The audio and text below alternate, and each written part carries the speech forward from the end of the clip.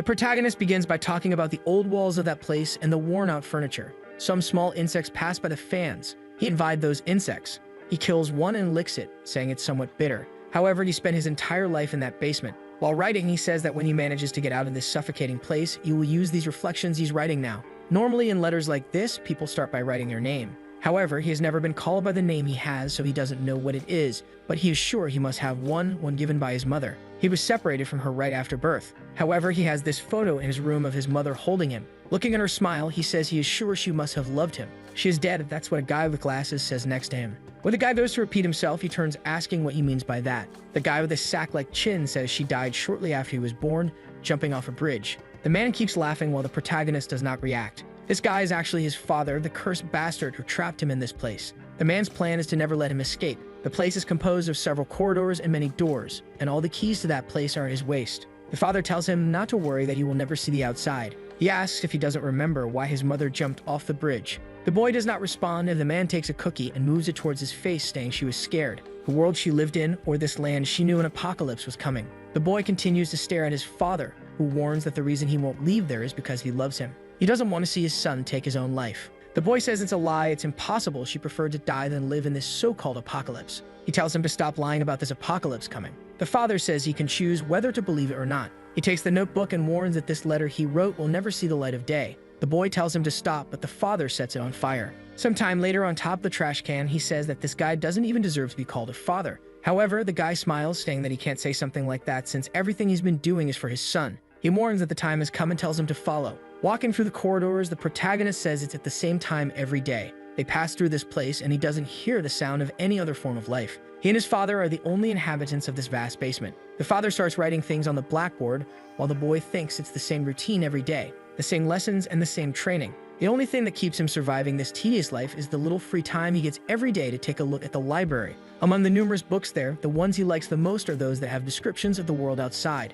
He wonders what this sunlight that all the books talk about is like. At least he believes it must be warmer than the light in that basement. He looks back and sees a field. With this, he imagines himself running in it, saying he wants to experience a peaceful day in life and see a beautiful scenery. He wants to be able to talk to other people and maybe even be friends with them. But the most important thing now is to escape from this place and give his father a good kick. The father closes the book and says he has already told him that he can only read it during his free time. Watching him, he says it looks like his son was reading a book about the surface and says he continues to be pathetic. Wanting to know if he still has some kind of connection to the outside world, the father reminds him that he will never leave this place. When the apocalypse comes, the world will be covered in blood and screams. Only ashes will remain, and this place is the only way to survive. The protagonist says that his father is lying again. He always says that an apocalypse is coming, and it's because of this absurd reason that he has been trapped there his whole life. He wants to escape from this place, no matter the cost. However, the time has not come yet. He has to wait for the perfect moment, the time when his father lets his guard down and becomes defenseless. Sometime later, in one of the other rooms, the protagonist is doing push-ups, struggling. The father says it's ridiculous. He's tired just because of this, and he wouldn't survive the apocalypse like this, saying it's ridiculous that he only did 10 with that small weight on his back. The protagonist's arm loses strength, and he falls to the ground. The father approaches and offers his hand to help. He stays silent for a second, confused. Awkwardly, he asks his father why he is being helped. However, as soon as he takes his hand, the father pulls him and says he never said he would help. He sweeps his legs, making the boy roll and hit his back against the glass. The father explains once again that anyone who reaches out a hand to help cannot be trusted. In the apocalypse, humans are the most dangerous things, and that's why he's been training him and teaching him combat techniques. It will be inevitable that he encounters other humans, and when that happens, he must be strong enough to win with clean hands. However, he realizes that his son has fainted and turns away, saying the day is over. But at that moment, the protagonist finds a chance. His father was careless. He got up and grabbed a shard of glass. That was the moment he had always been looking for. His father's guard was down, and he prepared and lunged towards him. He was going to finish him off now in this careless state, obtain the key, and escape from this place. The boy approached and smiled, saying the plan worked. It was just that piece of glass touching his father, and he was about to reach it. However, there was a flaw in his plan. The father remained still, and he knew that man was not someone who would let his guard down like that. At the moment the shard was about to touch him, the father suddenly turned around. The protagonist was startled, and his father's entire body had already turned. Even so, he didn't hesitate and went for the attack, but the father easily dodged. The plan had failed. The father spun around and kicked him in the face. With that, the protagonist blacked out. Sometime later, he woke up in his room. Before he could say anything, the father said he finally woke up and noted that it was a great attempt. That attack had been very good. However, he had already warned him that he shouldn't be using any weapons or the training meant nothing. And the penalty for trying to use that would be double training for now. He closed the room door and told him to rest because tomorrow would be a very tough day. With that, the father left. And the protagonist says there is something his father doesn't know. As soon as he turns off the light, the electricity in the room is cut for a few seconds. At that moment, if he focuses his hearing, he can hear things he had never heard before, things that are extremely distant. The sound of things spinning, the sound of birds singing, even a bustling city. Because of this, he discovered two truths. The father says it's time to sleep, but in reality, it's daytime outside. And the other truth is that the world is completely peaceful. The father traps him there because of the so-called apocalypse, but he will break free from it, no matter what happens, and thus find his mother. Every time he asks his father about her, he says she is dead. However, he already knows that his father always lies. This means that in reality, she is alive. He lies down saying that one day he will escape from there and find her, no matter what happens. The father was walking through the corridors, laughing like a madman alone, until suddenly he received a call. His expression changed and he answered saying that he had told them not to call unless it was an emergency. While the protagonist slept, he heard something. The call seemed to be serious and he said that it was fine, he would let him live. With that, the phone fell to the ground and the father knelt down crying. After a while, he started laughing while the protagonist was waking up. The father seemed out of his mind, laughing like a lunatic in the corner of the room. The protagonist felt that something was wrong and asked what it was. That was when he noticed he was tied to a chair. He asked what his father was doing and told him to untie him. However, he soon realized that his father didn't seem to be listening. He knew he would have to free himself from those ropes slowly. He started rubbing them together, applying pressure, and they began to break. He was confident until his father appeared in front of him and told him to stop that.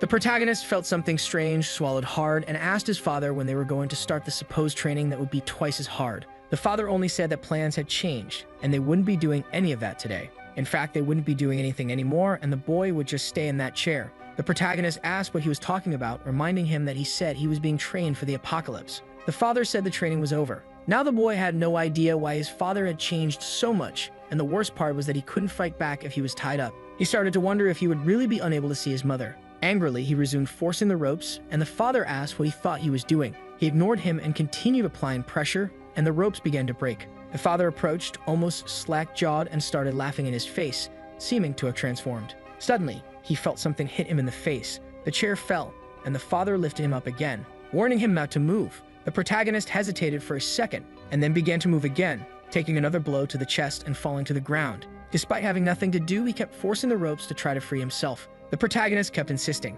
At that time, he didn't know what was happening to him. Maybe it would have made more sense to just agree with his father and look for another opportunity to escape. However, at that moment, there was something he didn't want to lose, even if it cost him his life: the resentment he had for his father for being trapped there. Sometime later, he broke free from the chains. Seeing that he was free made him excited. He wanted to see the look of disappointment on his father's face for not obeying. However, as soon as he turned, his father was coming again. He imagined his father would have a look of rage, but as he got closer, he noticed something was different. What he saw in front of him were tears that his father had always been holding back. It was then that he realized that this man had always been extremely sad. This made him wonder why this damned man had such an expression at that moment. With that, he was struck and lost consciousness, with his father saying he hoped he understood. The lessons were always the same. His father talked about the rules for surviving the apocalypse, and the most important one was never to leave the basement. There would be no safer place in the world than that. Defense mechanisms that would be maintained for 126 years, resources, and supplies enough for anyone to stay alive. That place had everything prepared, and leaving it was asking to die. The father warned that the end would come without any warning, so he was not to leave. The protagonist woke up face down on the floor. When he regained consciousness, his father had disappeared and left him behind. That had never happened before. The only time he didn't see his father was when he slept. However, remembering his father's crying expression, he knew something was happening. He had become accustomed to the repetitive days in that place, but that day was different from all the others in his life. He instinctively knew that something was about to begin. As if his intuition could be heard, the doors to all the rooms opened at that moment. The boy didn't hesitate for a second. As soon as the doors opened, he saw an opportunity for the first time in his life. He went through the doors and started advancing through the corridors. In a certain area, he knew that if his father were there, he would have been stopped. But this confirmed that his father was not there. All the barriers were deactivated, so he ran until he found the staircase. He knew that was what he had been looking for and started to escape, hoping that the light beyond that hatch would be sunlight. As soon as he pushed the hatch aside, he was blinded by something. He climbed out of the hole and slowly stood up. He tried to open his eyes and found himself in the middle of a bustling city. The place was lively and all the people seemed to be living their everyday lives. The protagonist told himself that he had finally managed to escape from there. He stood still and a bald man asked what he was doing in the middle of the street. He turned around excitedly, saying he had finally found a person. The man was confused by this crazy boy. But then the protagonist stopped to think that it was not the time to focus on that. It was too early to let his guard down, and his father might realize he had escaped. He started running, saying he should distance himself as much as possible from that basement. As he ran, he smiled, thinking that the moment he had been dreaming of had finally arrived. For the first time, he was free. Not long ago, escaping seemed impossible, so he never imagined that the doors would simply open. But then he stopped running and asked himself, why did the doors open? It was impossible for it to be a system malfunction. His father was extremely meticulous and would never make such a mistake. That's when he wondered, what if the opening of the door was intentional? He shook his head, saying no, something like that was impossible, especially since his father was the one who made the rule never to leave that place. He looked around, saw people talking, school children laughing, and a little boy going to get a balloon. He saw the excited boy and his smiling family. The children were running and he felt happy, thinking that it was all right. The boy bumped into someone and the balloon rose. While the protagonist thought that in the end everything his father said was a lie, he realized how peaceful it was outside. This was how life outside the basement was. Everyone there was living a calm life, just as he had hoped. The balloon floated towards the sun. While he thought that an approaching apocalypse made no sense, people were calm. Then everyone felt something strange, and he remembered that his father always said that the end would come without any warning. Suddenly, all the birds in the city began to flee. People looked up confused. The entire city was under a shadow, and behind the balloon, another planet was visible. It covered the sun while everyone looked up confused. Something started to come out of that planet, almost like a virus searching for a host. From the sky, it headed toward the earth. People on the ground said that it seemed to be getting closer. No one had any idea what it was, and someone asked if it might be the moon. The protagonist said it was ridiculous to call it the moon and asked if they weren't seeing what he was seeing. Amidst the advance of that planet, a creature was visible. The protagonist was paralyzed. Besides that creature, there were countless others connected to it. The tangled mass of monsters formed tentacles. They continued advancing, linking with each other until they reached the middle of the city. Never leave the basement. His father always said that was the basic rule of survival. However, there was an exception. If the location of that place was exposed to the enemy, the first creature strangely dove straight into that sewer. The father scratched out the first rule, saying that in the face of great danger, it no longer applied. The security system showed that the doors would be closed as all the creatures ran through the corridors. Outside, the population didn't understand what was happening. An infinite tangle of creatures reached the ground. It all happened so suddenly that no one even reacted. In a second, a blonde guy was grabbed and pulled by one of the creatures.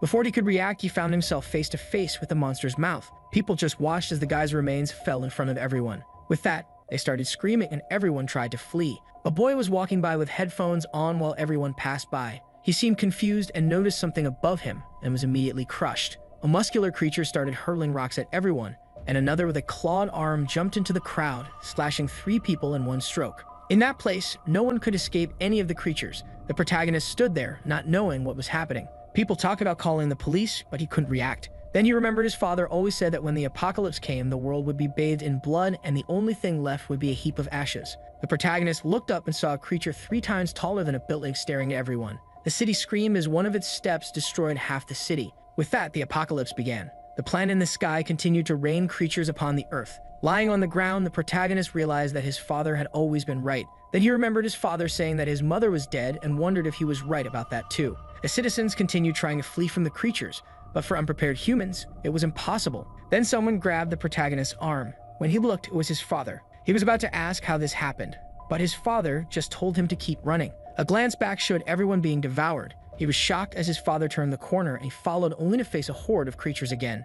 His father had already pulled him and told him to follow. Strangely, his father was moving against the fleeing crowd. Both were running towards a destroyed bridge. No matter which way he looked, the creatures were devouring people. A man in a cap yelled for them to run faster and a girl seemed confused. Behind them, the mass of creatures continued advancing. Meanwhile, his father and the protagonist were almost at the end of the bridge. The mass of monsters carried everyone who had already died. The protagonist warned his father that they were going to be caught, but his father told him to shut up and run. That was the only way they could get out of the city alive. Under the bridge, the mass of creatures was already absorbing everything. The protagonist looked back and told his father that they were being followed. That's when something stopped him. A creature behind a taxi managed to grab his foot. The monster squeezed and crushed his leg. The protagonist agonized, knowing that if he didn't free himself, he would die. However, his father picked up a rock and smashed the creature with it. The monster fell away and the protagonist cried out in pain. His father glared at him, and just as he was about to say something, they both felt a pressure. The mass of monsters continued advancing. He trembled and started to get up, knowing he had to run to survive.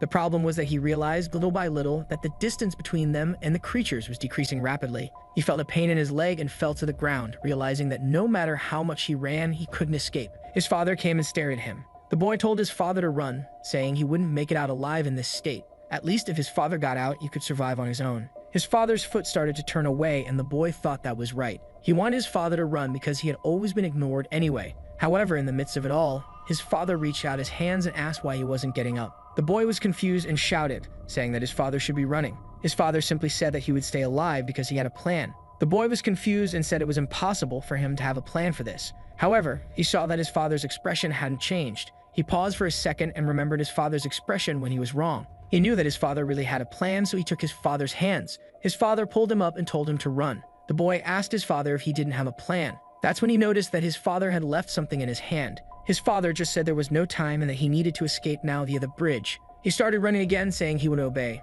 He weaved between cars and distanced himself. Then he noticed a shadow and looked back. The bridge's support had broken, and everything started to collapse. The passage that connected that side of the city to the other fell into the void. The protagonist wondered what had happened to his father. He stood still for a moment, questioning why this happened now. Remembering that his father said he would survive because he had a plan, he wondered if this was the plan. Now he had no idea why this happened. Why did his father go so far for him but also torture him his whole life? He fell on the bridge, questioning why his father did this in the end. He told himself he survived, but then for what? What was he surviving for? All the life he had been dreaming of on the surface disappeared. The calm life in a peaceful place, and also the sole objective he had been carrying. He begins to cry, saying he wanted to ask. He sees his father and questions why he went so far to save him like this in the end. The father says nothing, and he demands his father to tell him what he is going to survive for in this apocalyptic world. He feels a handshake from his parents and turns around. It is then that he remembers the paper in his hand. Slowly, he opens his hand and sees what is there. However, the creature starts climbing the bridge.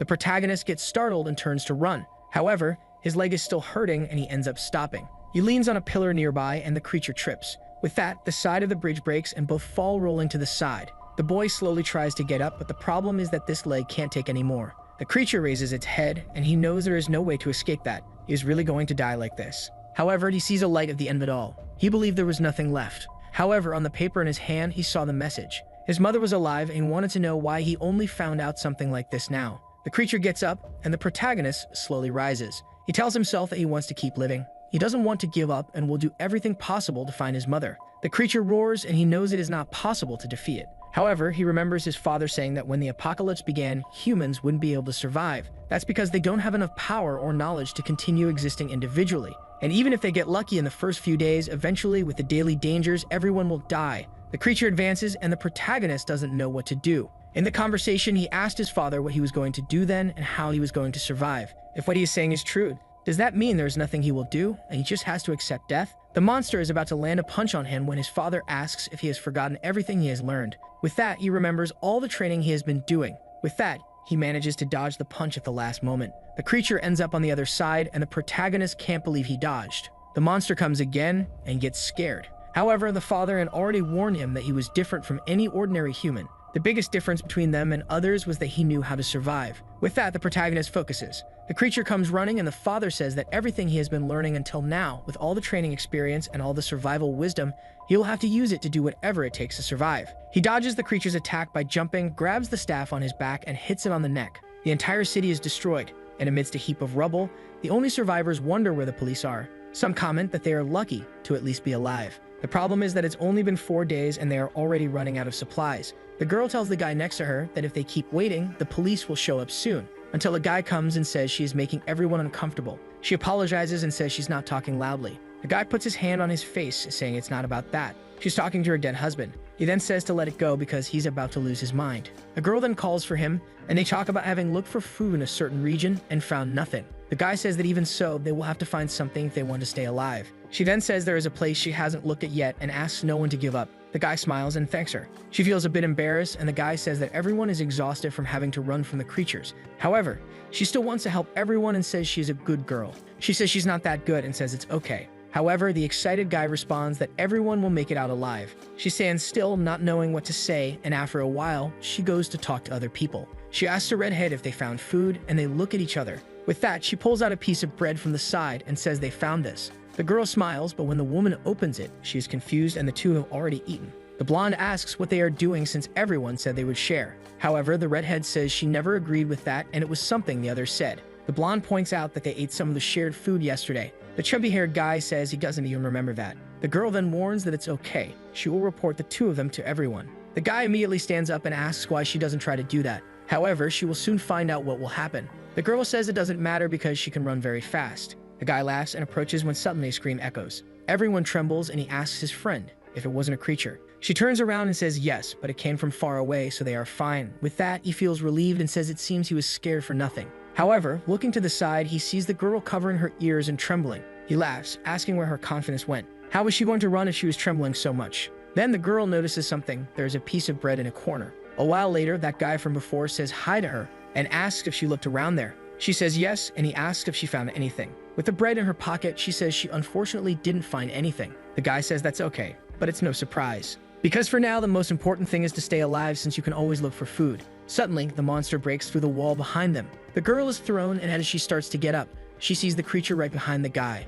He raises his hands, pleading for help, but she runs off, apologizing. He screams, asking why, and she says she never claimed to be a good person. With that, the previous couple also flees, and the guy tells her not to look back. Looking ahead, he sees the girl and a creature. The redhead says that when the girl gets eaten, they should take advantage of it to get past. While thinking she was an idiot for going against the beast, the monster raises its arm and attacks her. At that moment, the girl realizes something and jumps, dodging the attacks. They slip while dodging and manage to reach the other side. They can only watch her get further away while the monster comes from behind. They scream, and a while later, the girl falls to the ground, wondering if she's finally safe. That's when she notices something beside her. The protagonist is there, standing and sleeping. She slaps him and he falls to the ground, continuing to snore. At that moment, she notices that he is alive, but on the other side of the pillar, a creature is approaching. She wonders if the beast heard them as the creature slowly passes by. She realizes the protagonist is exposed and pulls him by his shirt. The monster passes while he is still asleep. Once the monster is gone, she relaxes, finally having survived. Then she notices he is looking at her. She jumps back and he leaps to the other side, asking who she is and what she was trying to do. The girl is a bit confused, and the protagonist remembers that his father told him never to trust anyone. The only way to survive was by keeping others at a distance. The girl explains that she only hit him so the monster wouldn't see him. However, he keeps remembering his father saying not to trust anyone or he will be used and killed. Now he knows that if his father was right, he won't survive by getting close to people. He then asks how he could believe her. At that moment, his stomach growls and he collapses from hunger. The last time he ate was 5 days ago in the basement. He is already at his limit, and even with long breaks, he now has no energy left. The girl says she doesn't have anything to eat. He is confused and asks what she is talking about since he didn't even ask. She says he just looked hungry, so she assumed. However, when she goes to apologize, the bread falls out of her pocket. As soon as he sees it, he asks what it is. She is unsure how to respond, and the protagonist has no idea what that item is. Yet strangely, his hunger seems to intensify when he looks at it. He asks if it's food, and she says no. He then remarks that he must have been wrong, and she retorts that it's ridiculous to think it's food. The girl thinks she has found the biggest idiot of all, who can't even recognize food. Unfortunately for her, the protagonist doesn't trust humans. She is puzzled, and he says he will never be fooled by a human's lies. She realizes she's dealing with an even bigger fool than she thought. The protagonist is sure from her reaction that it's food and that he needs it. If she doesn't want to cooperate, you will have to use force. However, she offers him a piece, saying she won't give more than half. The protagonist is confused, wondering why she's sharing that reduces her chances of survival. She says he will have to repay her 4 times over. The boy realizes that these were her motives. Humans are indeed treacherous creatures. He stands up and she asks where he is going. He says now that he's eaten, he's moving on human. She runs after him, asking where he thinks he's going in such a world, and says she knows the place well because she grew up there. The protagonist turns and asks if she really knows the place. She says yes, and so he asks if she knows where the subway is. Later, hiding in the city, she wonders why she's following this idiot. If she had known he was like this, she wouldn't have shared the bread with him. However, she remembers asking why he wanted to go to the subway. He said it was safe there, and she questioned why. He said it had a concentration of resources they would need to survive, and most importantly, it was hard for the monsters to detect humans underground. The girl thinks he's strange but talks as if he knows something, not to mention that this crazy person didn't even know what bread was. Then she realizes they've arrived but says she was sure it was around here. The protagonist tells her to stop lying as he knows subways are underground. She then says this isn't the subway but the entrance to the place. At that moment, an old man approaches and tells her to be quiet. He says he came because he heard something but didn't expect to find people. The protagonist asks who the man is. The man responds that his words are a bit rude and leaves introductions for later, telling them to follow him. The blonde asks where, and he asks if it isn't what they are looking for. After walking through some rubble, he says they've arrived. The protagonist sees the subway and it's busy. The blonde says there are many people there, and she didn't expect everyone to have had the same idea. The man comments that he can't forget that moment. When the creatures were everywhere, he started running and happened to find this place by luck. He says he walked on the surface a few times in search of medicine, but the two of them are the first people he's encountered. The protagonist observes everyone. His plan was to establish a base there, but there are far more people than he expected. He can see all kinds of people there. Those who are lost and trapped in despair, those who show their cruel side, and the strangest of all, one who stands still without any apparent intention. He knows that the more humans there are, the more risk factors exist. However, none of the people he observed in the subway seem to pose a danger. He could instinctively recognize who is dangerous, just like the monsters on the surface and his father. But none of the people here give him any sense of danger. Maybe he should stay there for a while since no one can hurt him. The bully clears his throat and introduces himself. His name is Kwon Byung, and he is a doctor. He was looking for medication, and that's how he found them. He waits for them to introduce themselves, but the protagonist says nothing. The girl then says she will introduce herself and says her name is Haru. The man says that from her uniform, she seems to be from the elementary school called Virtual. She says yes and asks if he knew it. The old man says he did because the hospital was near the mall next to it. Haru seems confused about not remembering a hospital there. He asks the same of the protagonist, but noticing his clothes says he spoke something stupid and asks for his name. The protagonist stops to think and says he has no name. The old man is confused and the protagonist says he was never given a name. The old man becomes pensive and says that when he feels more comfortable, he can share it. At that moment, a redhead comes in calling for him, saying things are getting worse. They approach a guy with some bandages on the floor. Trembling, he calls for the doctor, who looks at the wound and says it's worse than he imagined. He stopped the bleeding last time, but it wasn't enough. He tells the guy that if he doesn't undergo surgery, he has a high chance of dying from an infection. He opens his coat full of items and says they will have to disinfect it. The protagonist watches. He remembers reading once about doctors and something his father doesn't even know he knows. The job of treating humans for a price. However, money is useless in this apocalypse. So he asks the old man what he will receive for this treatment. Everyone looks back and the man seems a bit confused. The doctor then asks why he would have to receive anything. He is a doctor, and his job is to take care of those who are injured. He tells the guy not to worry as he rarely fails his surgery. The man hugs him, grateful for the help. The protagonist can't understand why the guy is helping without expecting anything in return. He wonders if the doctor is stupid or if this behavior is normal for humans. The doctor tells him to be careful as his wound is getting worse. The man thanks him, but then he notices something. The guy is actually a veterinarian. The doctor starts the procedure while the man is still in shock. The boy asks him to make a knot, but the doctor says it's not possible as things could worsen if the man moves during the surgery. The man screams that he is a veterinarian and asks if he really knows how to perform surgery on a human. The old man, smiling, says yes because humans are also animals. The man starts shouting, saying he doesn't want this surgery anymore. The doctor then asks for some anesthetics, but the red-haired girl says they don't have any. He says he found one, grabs a block, and hits the guy on the head. With that, the protagonist is certain that humans are dangerous.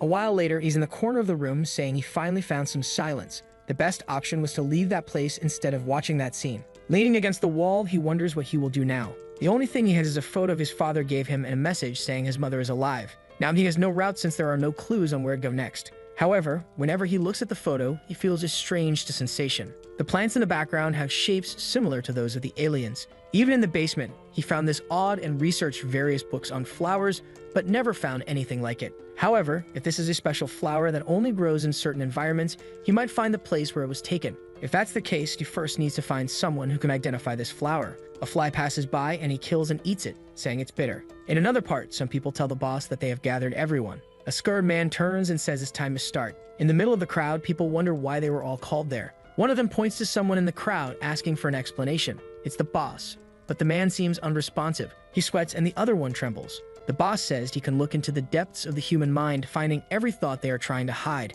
And that man's eyes show fear. He hides it, trying to look tough on the outside. The man screams for him not to come closer, but the boss punches him in the stomach, saying fear always reveals itself. The people are scared, and he approaches, grabbing the man by the collar. Seeing his desperate face, he says that's what he wanted, telling him to show more of the true form hidden in his soul. After a while, the man asks him to stop. Then a girl approaches and informs the boss that there are people who are not there. He asks who. She says it's an old man, a boy, a little girl, and another who is injured. The boss says he ordered everyone to be gathered and asks what happened. She explains that it's the Mohawk guy's zone and he never listens to anyone. The boss says he doesn't like being controlled, but will go there to resolve it. As he leaves, she asks what they should do with the guy on the ground. He tells them to tie him up and throw him outside. The people ask for help, but no one seems to respond. The protagonist wakes up, wondering when he fell asleep. He had been on guard against the monsters, unable to rest. However, he notices something. He has no idea where he is. He feels a pain in his head, and when he steps on the ground, his foot seems to sink. He wonders if he is being swallowed by something, or worse,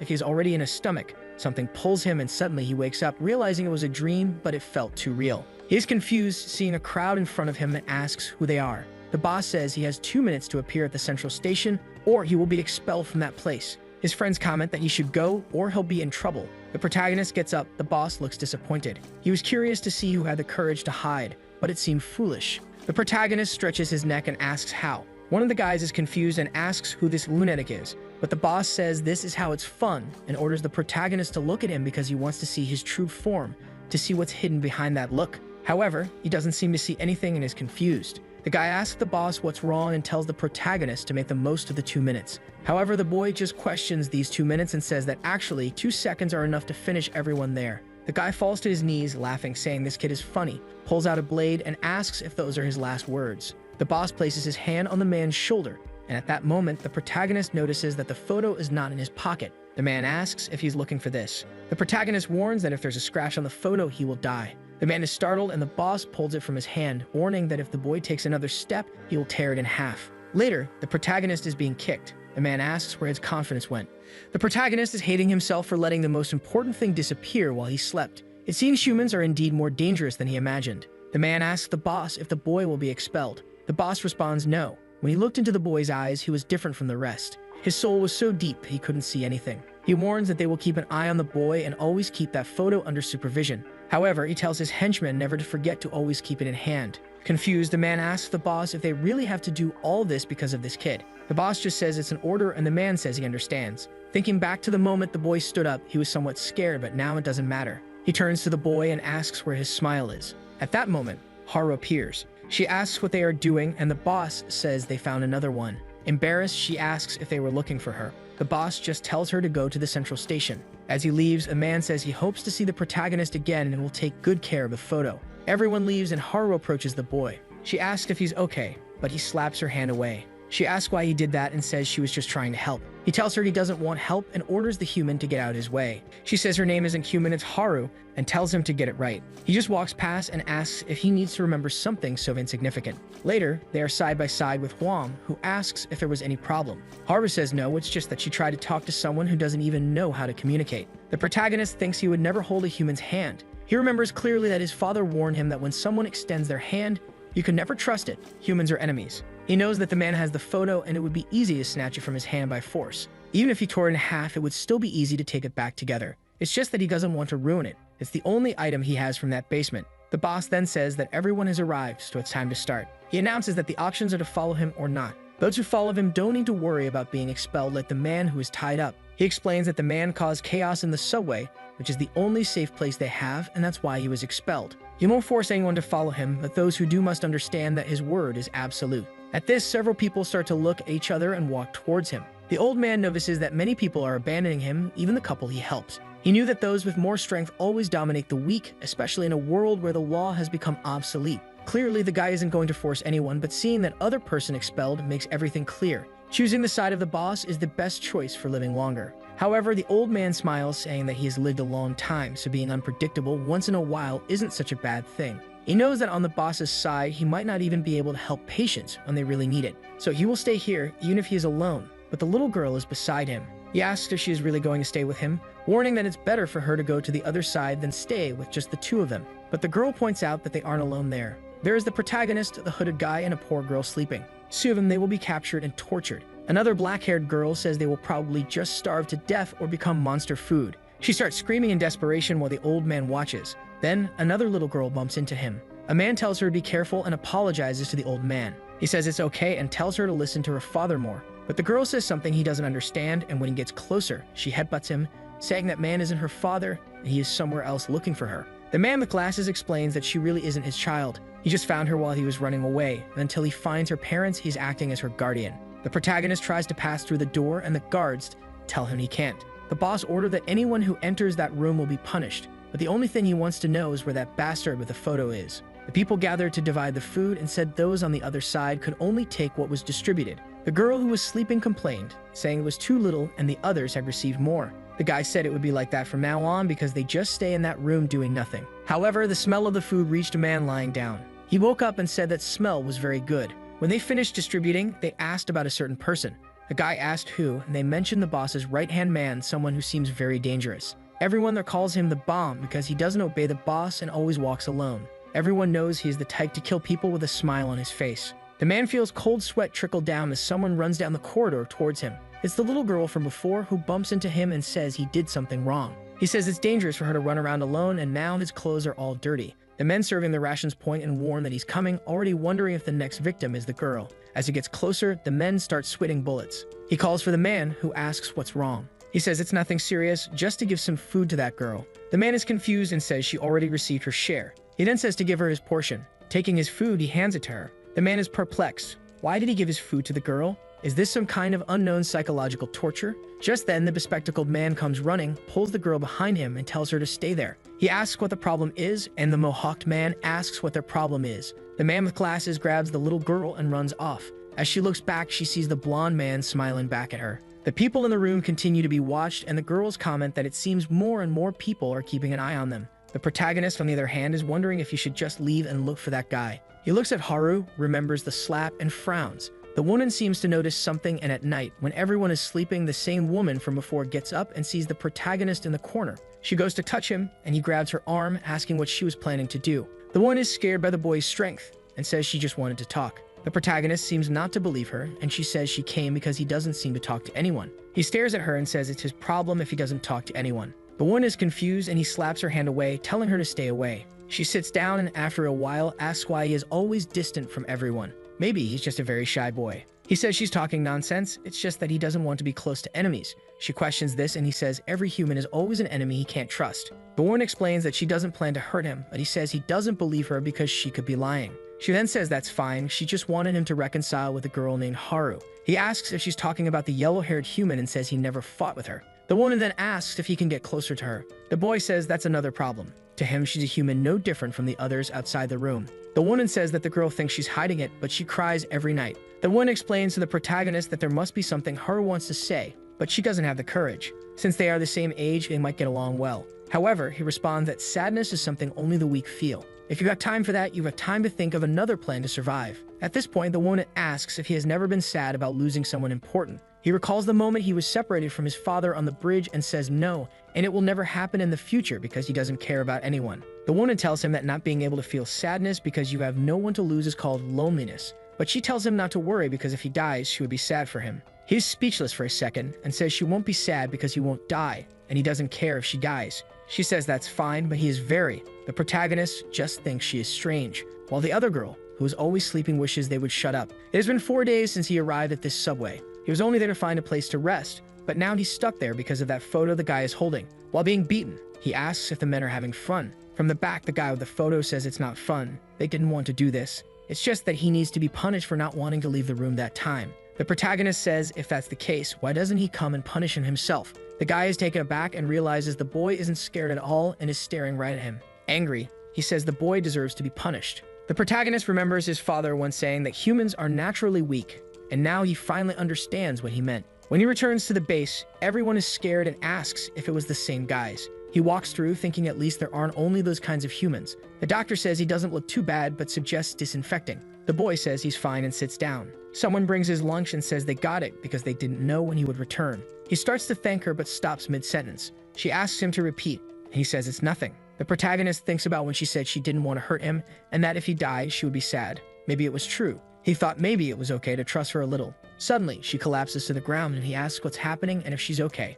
The doctor puts her on a stretcher and says her symptoms don't look good and she will need medicine. The problem is that they would have to go to the surface because they don't have that kind of medicine here. The woman responds that it's okay and it doesn't make sense to go up there just for her. However, Wong says that without the medicine, her condition will only get worse. The protagonist asks how. The protagonist asks what the worst outcome would be if they didn't get the medicine. Before the doctor could respond, some men entered saying that the boss was calling for the doctor. At that moment, the man saw the protagonist and felt relieved. He still didn't understand why he had to keep holding onto this photo every time he saw the boy, especially considering that the boy could easily take him down even without it. He tells the doctor to go quickly because there are injured people in need of treatment. However, the doctor responds that he can't do that right now. The blonde man asks if he's going to disobey the boss's orders, but the doctor explains that it's not what he means. It's just that he needs to take care of her first before he can help the others. The woman stands up and says it's fine. She will go to the surface to try to find the medicine. The doctor says it doesn't make any sense. She won't survive in her current state. The blonde man says he understands the situation and that the doctor should have explained it earlier. With that, he punches her in the stomach, saying that help has arrived. Everyone is shocked, even the protagonist, who is left speechless. Her body falls to the ground, and the doctor approaches as everyone sees her bleeding. The protagonist can't take his eyes off her. He can feel her life slipping away little by little. He wonders why humans die so easily until he feels something on his leg. Looking down, she asks why he looks so serious. The boy can't say anything, and she reminds him that he said he wouldn't care. With that, her life fades away without him saying a word. Her hand falls to the ground, and everyone falls silent. The blonde man curses, saying his hand got dirty. Wong asks how it's possible that his expression didn't change after killing someone like that, and he remarks that apparently the monsters aren't only on the surface. The blonde man simply replies that he saved the old man because if he followed her to the surface, both would have died. The people around him are angry, and he says they should be grateful for that. But then he looks to the side. The protagonist is standing still, and he asks what's wrong. Is he scared? Where did all that courage go? But at that moment, the protagonist realizes the photo isn't in his hand. The man looks back and says it seems he dropped it when he grabbed the knife. The boy prepares himself, and as the blonde man turns to ask what he's going to do, he sees the boy stands and asks if he's really going to try. Instinctively, he blinks. In that instant, the protagonist finds his opening. The man is about to ask if he's going to do something when the boy is already in his face saying yes. From the guy's perspective, nothing made sense.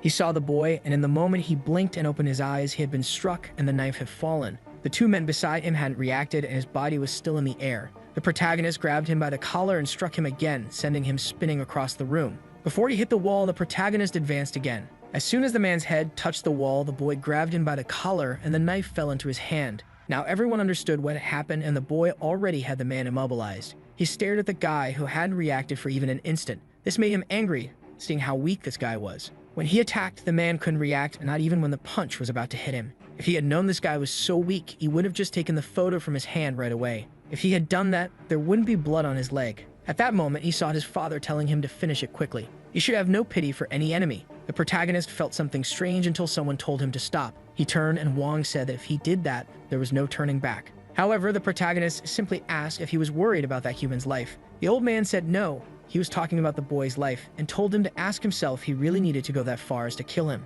The protagonist remembered a time when he asked his father if he really had to kill. If he just hit people enough, they would forget to attack him. His father laughed and said he wouldn't survive thinking that way and asked if he was afraid to kill a human. The boy told him to stop with that because he would never become like his father. Even if the apocalypse came as his father always said, he would live the way he wanted. He wouldn't go around killing people just because he didn't like them. Then he remembered when the man killed the woman and the expression on his face. With that, he dropped the weapon. The doctor said he made the right choice, but the boy replied that it wasn't because of the options. It was because he knew that if he killed this guy, he would become like him. He thought to himself that there was no reason to kill that man, and why should he care if that woman lived or not? Even if she were alive, she wouldn't help him find his mother. So it didn't matter. What he didn't see was that another man was coming to hit him on the back of the head. Confident it would be easy because he didn't have a knife, the man went to strike.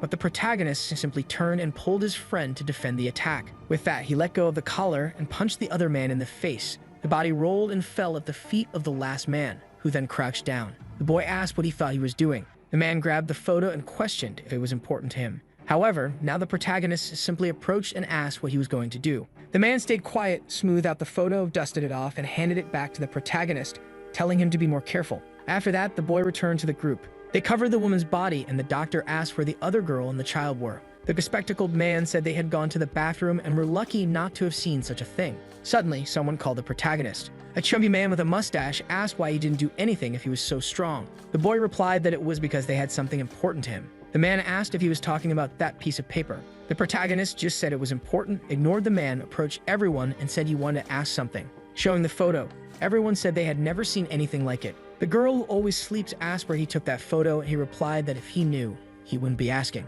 The bespectacled man said if they had access to the internet, it would be easy to find out. Huang asked why he wanted to know the location of that place. He said it was obvious. It was because he was going there. Huang, surprised that he noticed the boy knew how to fight, but it was impossible to survive up there. However, the boy responded that he could survive. Everyone was confused while he thought to himself that he didn't expect to find anyone who would recognize anything. Then someone appeared. It was the boss, who said they had apparently reached this point. Seeing the thing in the protagonist's hand, he said the man didn't follow such a simple order. Rolling up his sleeves, he said it didn't matter now.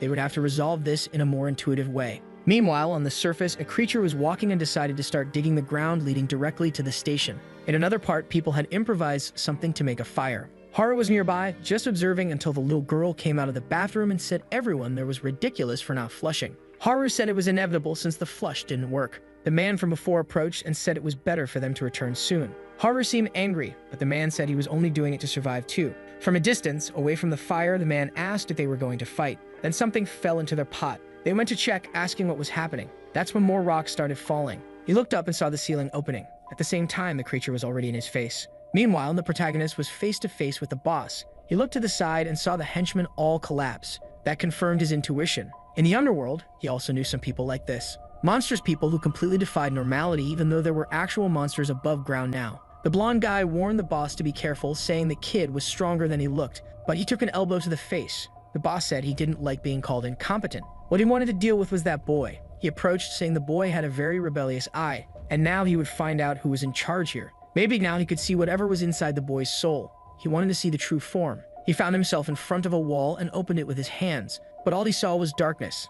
That's when he realized he was wrong. It wasn't he who was looking at the boy, but the opposite. Seeing himself about to be devoured, the boss screamed and fell back. The others asked what happened to him, and the protagonist just stood there, staring at everyone. The boss was certain he had almost been killed. The people in the room couldn't understand, and the girl behind the boss was questioning why he was acting that way in front of a child. Then they heard a scream. A man appeared at the door, asking for help, saying he couldn't see. They saw he was covered in blood and asked what happened. The man said he had had a strange headache for a while, and now something was coming out of his head. One of them asked if that was a monster. The man said there was something in his head that didn't want to come out. Suddenly, he twisted and then stood up again. The people stood frozen, watching. Something came out of his eye and shot across the room. The boss immediately yelled that it was a monster and punched him in the face, throwing him to the other side. The man was about to get up when the boss grabbed a tool and cut the creature. It fell next to the body and he finished it off. The people relaxed, saying that now it had stopped moving, the boss had killed it. The boss was wondering where that monster had come from. The people relaxed, saying they thought they were going to die just now. But something was wrong. They were celebrating being saved by the boss, but the protagonist noticed something. His expression changed and the boss turned around. At that moment, a creature appeared, and the door was slammed shut. No one could move, and the monster rose up. Perhaps it was because they had spent too much time underground. Everyone there had already forgotten, or rather they were trying to forget, the terrible memories of what they would have to face. At that moment, people dropped their bats, turned around, and started running desperately. However, the boss asked how long they would keep running and if they would repeat this forever. Pointing his axe, he said that this was only one monster and it was different from before. Together, they could defeat it. Maybe it was because they had just seen one of the monsters get killed, or maybe the boss's words had motivated them. Everyone started to feel confident, saying that maybe they really could do it. After all, if they left this place, they would have nowhere to run. They picked up their bats again and said they were going to kill that monster. The people were still hesitant, but the monsters were no longer a reason for fear. For the first time since the monsters appeared, they felt something different. A girl looked to the side and asked the boss for an order. They felt hope, but the boss was killed by the creature from behind. His body was lifted and everyone was confused because they had cut it into 1,000 pieces. The creature dropped his body and a girl in a suit said it was impossible for it to come back to life. Everyone came to the same conclusion and the boss said it was impossible to win against it. With that, the subway wall was destroyed and the monsters advanced. The poor chubby man didn't even react. The girl couldn't do anything as the monster approached, and the blonde man lost an arm. The monster grabbed her and gave a crushing hug. The room was painted red and everyone was fleeing desperately. From the corner, the protagonist was just observing. The people in the room hearing the screams said it was only a matter of time before everyone died. The man with glasses was remembering the girl. However, the doctor grabbed his arm and asked where he was going. He turned around saying his child was there and he had to find her. The doctor said obviously if the monsters were there, she was already dead. The man didn't want to believe that this had happened again, until someone passed by him. He looked to see who it was and saw the protagonist back. Everyone was impressed and the doctor ran, telling him not to do it. However, the boy just kept moving forward. From the room, everyone watched the red room. The boy just prepared himself. In another place, Haru, the little girl, and the man were hiding. She started crying and Haru told her to stay quiet. Haru thought she didn't have time to care about anyone else. She could there amidst the chaos but would die as soon as they were found. However, the little girl was just holding onto her arm, trembling.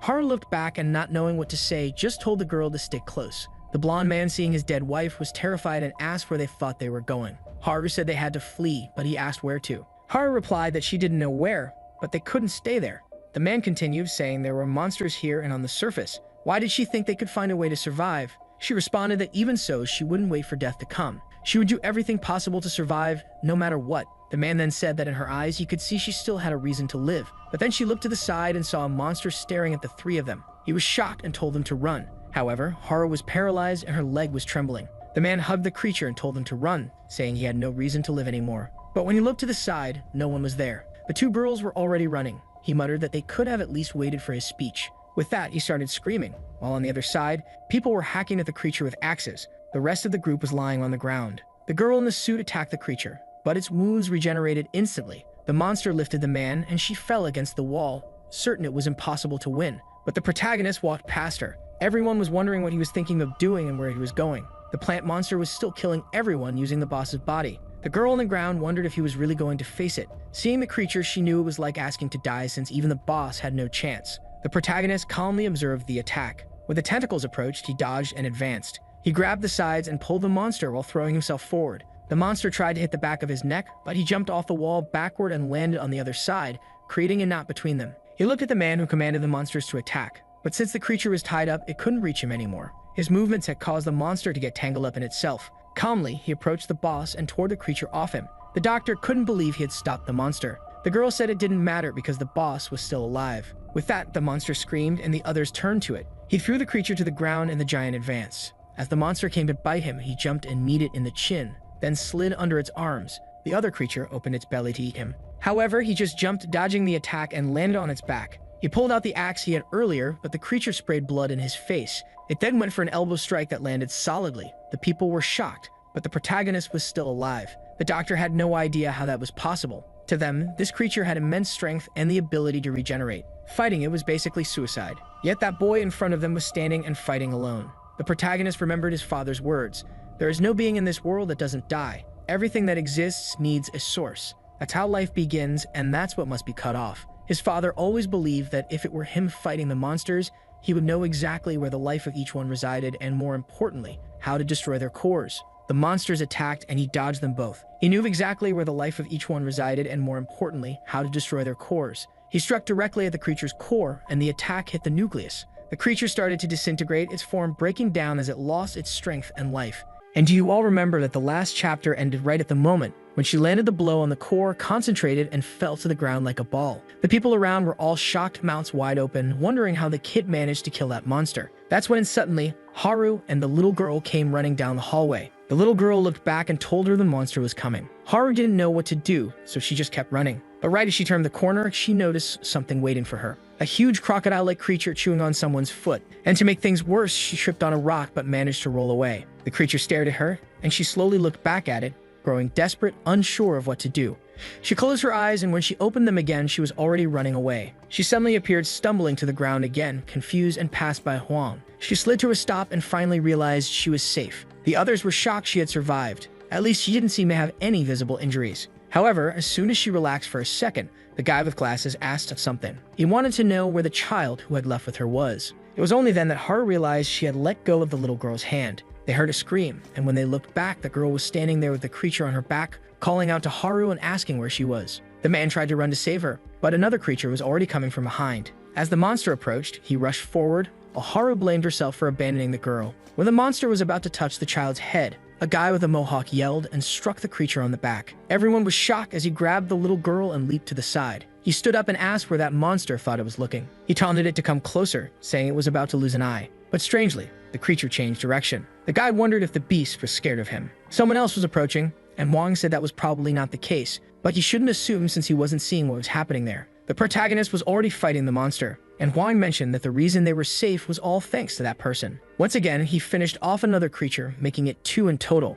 The problem was that as soon as he looked to the side, another one appeared and almost landed a punch on him. He managed to dodge and realized at that moment 2 more creatures had shown up. The initial plan was to deal with one monster and find a safe place. However, the number of creatures he was facing kept increasing, and unlike the earlier monsters, these didn't seem to have a blind spot. If you missed an attack, even by a centimeter, it could be fatal. Not to mention, if he took too long, more creatures might appear. The issue was that he would eventually get tired, which would only decrease his chances of survival. That's when he had an idea. He wondered why he didn't just run away. Escaping from these creatures would be much easier than fighting them. He could probably find a base to hide relatively easily, but he knew that if he wasn't there, the humans in that place would all die. Still, what did they have to do with him? There was no reason for him to be fighting for these people. After all, humans were the enemy. Then he remembered the woman who had died. He froze for a second, and suddenly the giant crocodile-like creature was coming from behind. In that moment, he realized he had made a mistake by letting his guard down. The attack hit him squarely on the back, throwing him to the ground. He stood up in agony as the monster approached, and it seemed that even his normally armored body was injured from the blow. The creature continued approaching as he writhed in agony, until someone stepped in front of him. The Mohawk guy stood in his way and told him to relax, saying he'd handle it. He asked if the boy really knew a way to kill the monsters. But before the protagonist could answer, the guy smiled and said he just wanted to know how he could help in the fight. Another person raised a shield. It was the glasses guy who said he helped too. He explained it was because he saw the girl was in danger and decided to risk his life for her. However, the protagonist didn't understand why they were helping him. He kept asking himself why humans were acting this way. He was certain humans were enemies and saw no reason for them to assist him. But the Mohawk guy simply answered, "So everyone can survive." The boy was surprised by this response, and the glasses guy chimed in, saying the Mohawk guy was right. If these monsters killed him, everyone there would die. He stretched out his hands and said that's why it's better for them to work together. The protagonist was taken aback for a second, but then he changed his expression and stepped away from the guy's arm. He didn't want to trust humans at all. However, he was sure they'd do whatever it took to survive. So he calmed down and focused. Then he told them to distract the creatures. If the humans there truly wanted to survive, there was no reason for them to betray him. The giant crocodile started running toward them again, and the Mohawk guy, excited, said, "Finally, it's coming," while the boy focused. Now, with all these injuries, he had to finish this even faster. He dashed past the crocodile, and as it turned to look at him, it took a hit to the head. The biker asked where the monster thought it was looking and declared himself its opponent. Meanwhile, the protagonist kept advancing. His first target was to take down the creature in the back, but as he approached, the hole in the middle of the beast began to glow. He sensed danger was approaching, and suddenly a laser shot out. He managed to duck, but one blast burned his axe. He knew that if it hit his body, it would be fatal, but he got up and kept advancing. The creature started firing repeatedly, and he dodged each shot, gradually closing the distance. He got close enough to strike with his axe, but tentacles sprouted from the creature's back, aiming for his ribs. Somehow, he leaped just in time to avoid the attack and grabbed onto one midair. He used the monster's own attack as leverage to get closer. Right in the middle of the creature, he felt the energy core. His axe pierced the flesh, but his expression changed the moment it happened. He had missed by less than a centimeter, and now the monster was going to counterattack. He was still in the air when the beast's strike was coming for him. There was no way to escape that situation, until someone pushed him aside and stepped in to block the attack. Even though the shield was burned, it prevented both of them from dying. The protagonist was stunned for a moment, but quickly refocused and charged toward the monster. He struck with the axe again, and this time it seemed to hit dead center. In the background, Huang and the girl, who could only sleep, said they wanted to help too, but were afraid they'd only get in the way. But then they noticed the plant-like creature was still on the ground. Everyone froze as it approached the doorway. Someone stepped forward. It was the girl in the suit, who declared it was the enemy of her boss. Meanwhile, the third creature had been taken down. The glasses guy asked the boy if he was okay, and the Mohawk guy was impressed by the shape of the dead creatures. He then asked how the boy did it, and said he wanted to help too, not just keep running. The boy explained that every monster has a weakness, and you just have to aim for the center. But the guy had no idea where that center was. The protagonist tried to explain that if he focused, he'd be able to sense it. The poor guy gave it his all and guessed it was in the head, but obviously it wasn't. He then said he couldn't find the weak spot, so he would focus on defending while the boy finished them off. The glasses guy agreed and said he'd try to buy as much time as possible so the boy could attack the weak spot.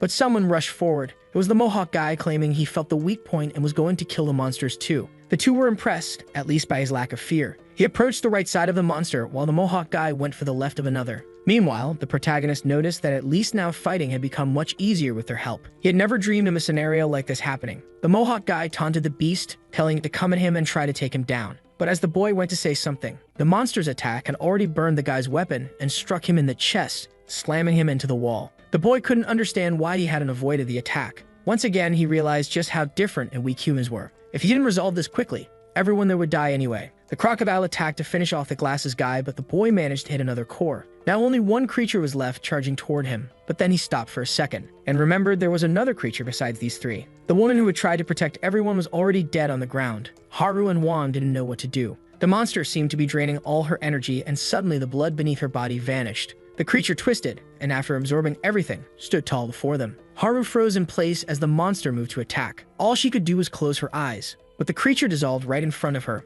Once again, the protagonist had finished it off. The core fell to the ground and he collapsed right after. The room was a mess, with dead bodies everywhere. The boy stared at the core. He observed it for a moment, stretched out his hand, and touched it with one finger. With that, he seemed to lose consciousness. Voices started shouting to treat his injuries immediately because he urgently needed help. Sometime later, he began waking up. He sat up, his body covered in bandages, with Haru yawning beside him. Wang was amazed, saying it was a miracle he was already awake. He mentioned that the boy had been out cold like a corpse for 2 days straight. The boy, however, simply noted that people had taken care of his body. But then he ripped the bandages off, startling Huang. The wounds on his back had already healed completely. The old man couldn't understand what kind of miraculous regeneration this was. The glasses guy stood nearby and said he'd been worried the boy might never wake up. He added that he was very happy to finally thank him for saving everyone, but the protagonist only replied that he should forget about it as he had fought for himself. Then he asked if the guy who had fought alongside him was already dead. The Mohawk guy stood up and told him to stop killing off people who were still alive. Coughing up blood, he assured everyone his body was tough and resilient. The glasses guy then asked why he had helped everyone if he wasn't one of the bad guys.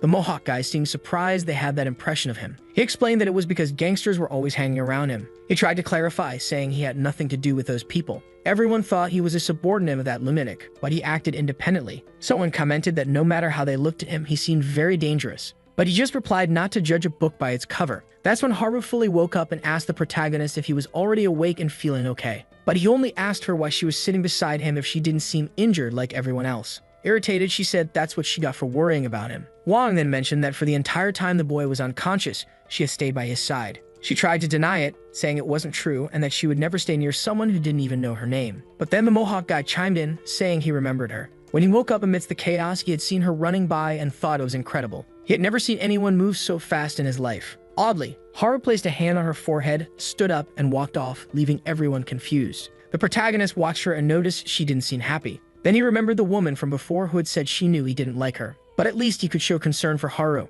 For the first time, he called her by her name and asked if he had pronounced it correctly. She paused for a moment and then walked away, saying he had. Later, a guy with glasses came to explain the situation. Only 12 people had survived, and in the past few days, 43 bodies had been found. Wong stated that they had lost 80% of the people. The glasses guy continued, saying they had discovered something strange when collecting the bodies. Most of them seemed to have been drained of blood, like ancient mummies. One of the women said she had seen the moment a monster latched onto someone and started extracting their blood. Another woman gasped, saying she was confused and wanted to know what kind of monster it was. There was talk that it might be some kind of government experiment. The glasses guy said he'd heard that theory, but didn't believe it. He'd heard they appeared suddenly from the sky. What did that make them? Aliens or something? A man with a mustache interrupted, saying there was something more important to discuss. What was the identity of the boy? Everyone turned to look at him, and the man said he had seen what the boy did, and how he already knew the method to kill each of those monsters. The protagonist simply replied that he had spent his whole life preparing for the apocalypse. He showed a photo, saying it was the only thing that had brought him to this point.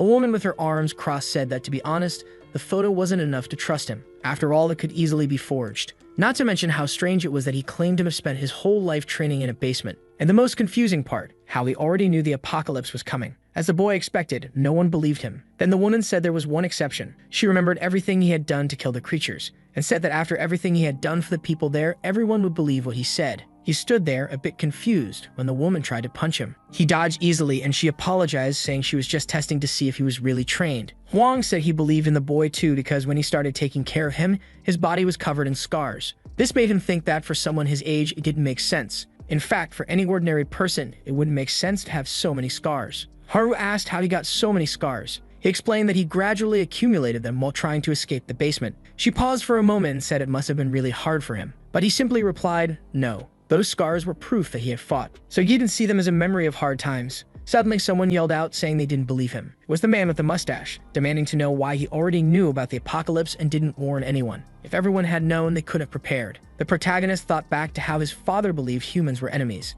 That was why he chose not to cooperate with anyone. Even now, he didn't trust these people. But remembering everything that had happened, he knew they had helped him. He wasn't sure why his father taught him that humans were evil. But at the very least, he believed these people weren't that bad. The woman said that no matter what he was important to the people here. That was because he was the only one who could kill the monsters. The Mohawk guy remarked that if he knew the weak point too, the boy wouldn't be the only one. He'd just swing his hammer, and the monster would die. The glasses guy suggested that if he found his mother, he might get information about the monsters. But the man with the mustache asked what they would do with that information. It's not like they'd survive another day because of it. The only reason they were lucky was that the entrance to this place was completely covered. That's why the monsters hadn't found them yet. They'd have to go deep underground, or there was no light to finally reach this place. But that was it.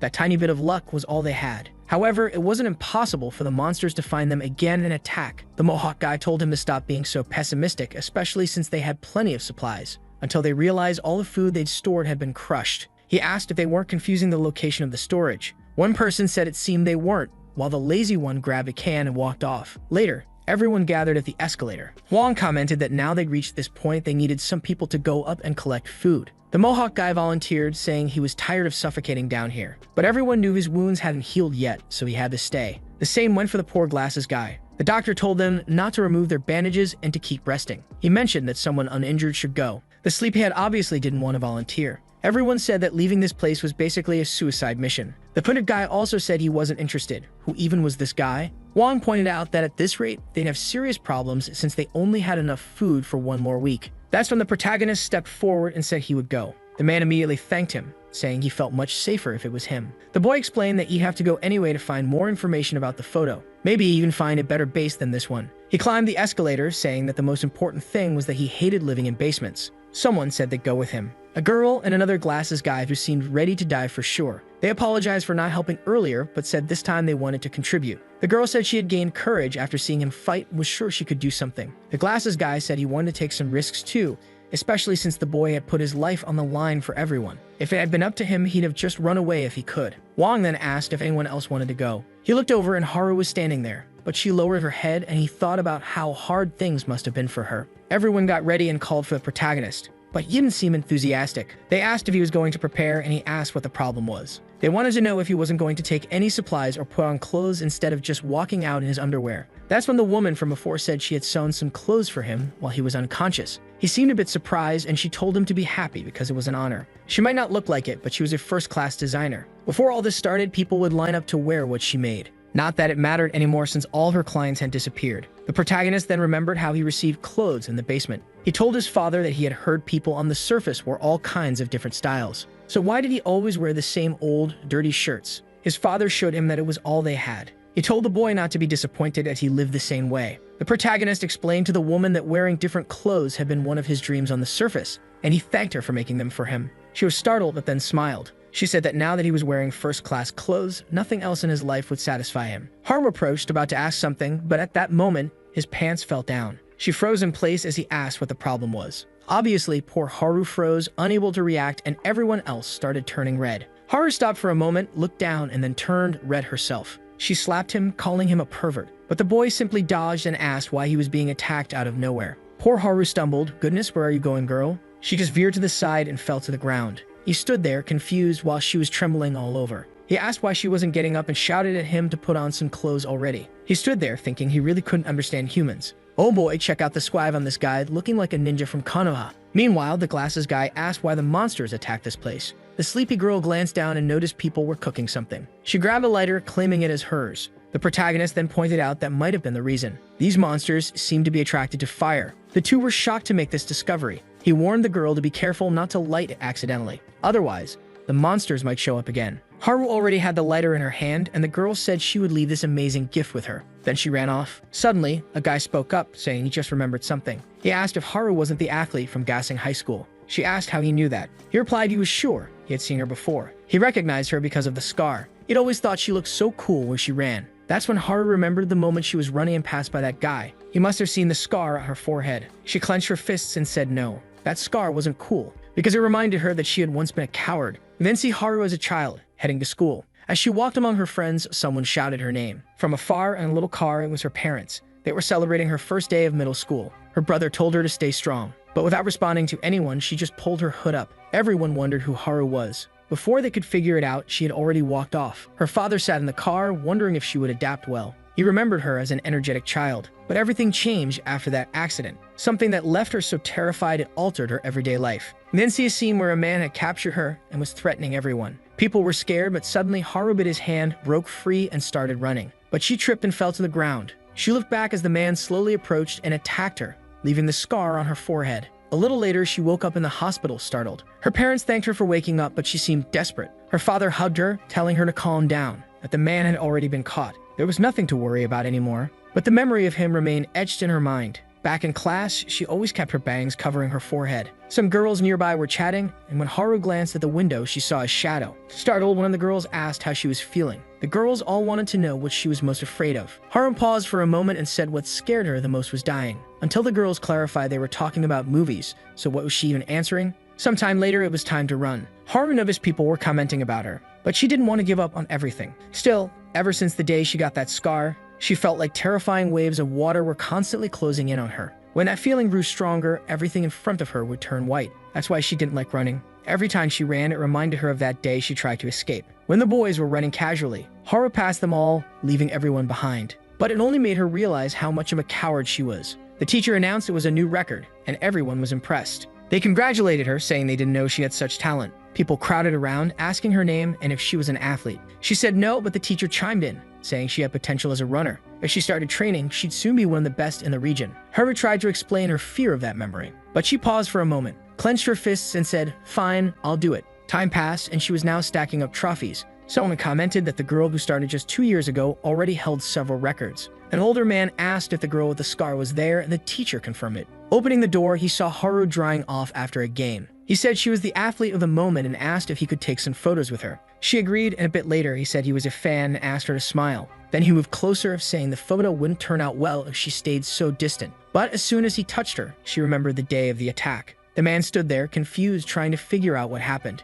In an instant, Haru had run to the corner. Later, the man said he felt weird about it. He didn't know the girl was so strange and claimed he hadn't done anything wrong. The teacher tried to explain that Haru was a bit strange but asked the man to understand. He said she could be considered a bit of a coward, always running away from things. Haru was standing nearby and overheard the entire conversation. Back at home, her father was complaining about the internet not working. His wife told him it was because he needed to learn not to use his phone at the table. He apologized and asked Haru how the news report went yesterday. She stayed silent and he commented that he never imagined she had such talent. He was now excited to see his daughter on TV. But suddenly, Haru said it was all because of that accident. That was why she got so good at running. Her father didn't know what to say. She explained that every time she started running, she remembered that incident, which made her run faster. Ironically, that was the reason she started running in the first place. She thought if she kept running, she eventually escaped the cowardly personality she had. But after all this time, nothing had changed. No one said anything at the table. She got ready and was about to leave for school. Her father stopped her and said she didn't need to fix anything. It was okay for her to be a coward. Haru wanted to respond but stayed silent.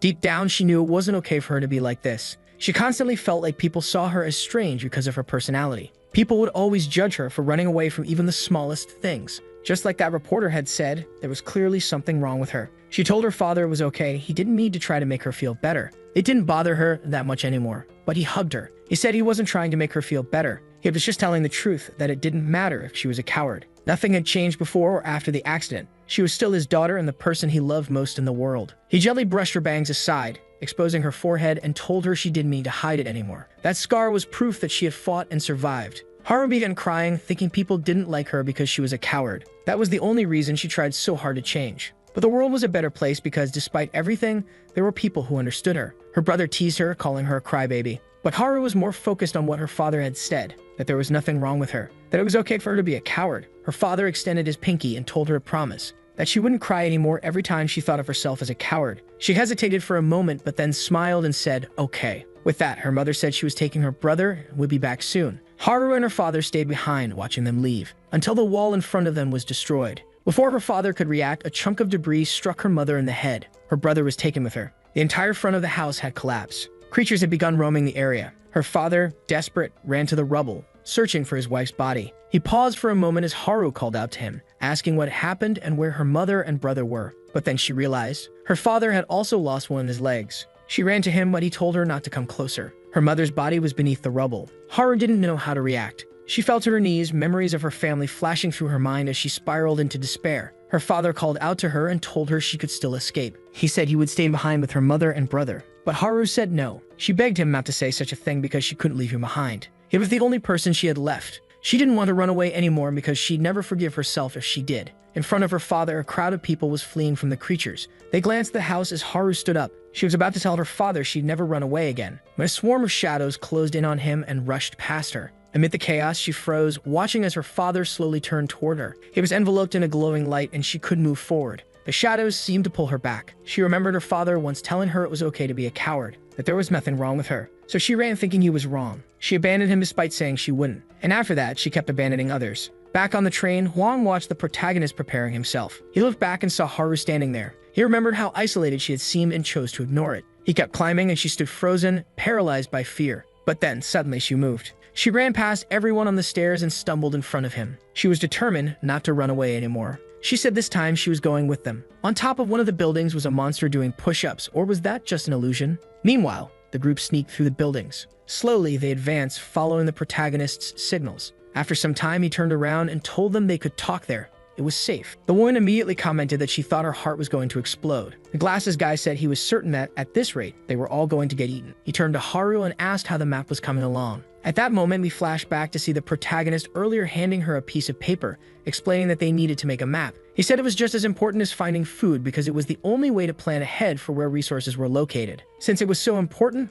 Haru had been enthusiastic about the task, saying she'd handle it, especially because she knew the neighborhood well. Now, however, she admitted that while she was confident at first with the city so chaotic, her prior knowledge wasn't helping much. The streets that were once easy to navigate were now completely destroyed and nonsensical. They gathered everything they collected, but everyone felt that after all that walking, they hadn't managed to get enough. Most of the food was already spoiled. It was summer, scorching hot, and the city had been without power for 9 days. The glasses guy pointed out that they all knew what they needed to do. They had to eat the food before it spoiled further. The woman disagreed, insisting they should take it back to the base and decide what to do there. But the glasses guide argued that it wouldn't be fair for them to eat only what was already spoiled. Besides, they were the ones who risked their lives coming here with monsters all around. He said it would actually be unfair if those who took the risk didn't get a reward. Still, the woman protested, saying the people at the base were waiting for them. Then they heard chewing noises. The protagonist was calmly eating, saying it was delicious. Of course, everyone immediately started eating too. The woman, left with no other option, reluctantly joined in. The boy was happy. At the base, they only had bland nutritional food.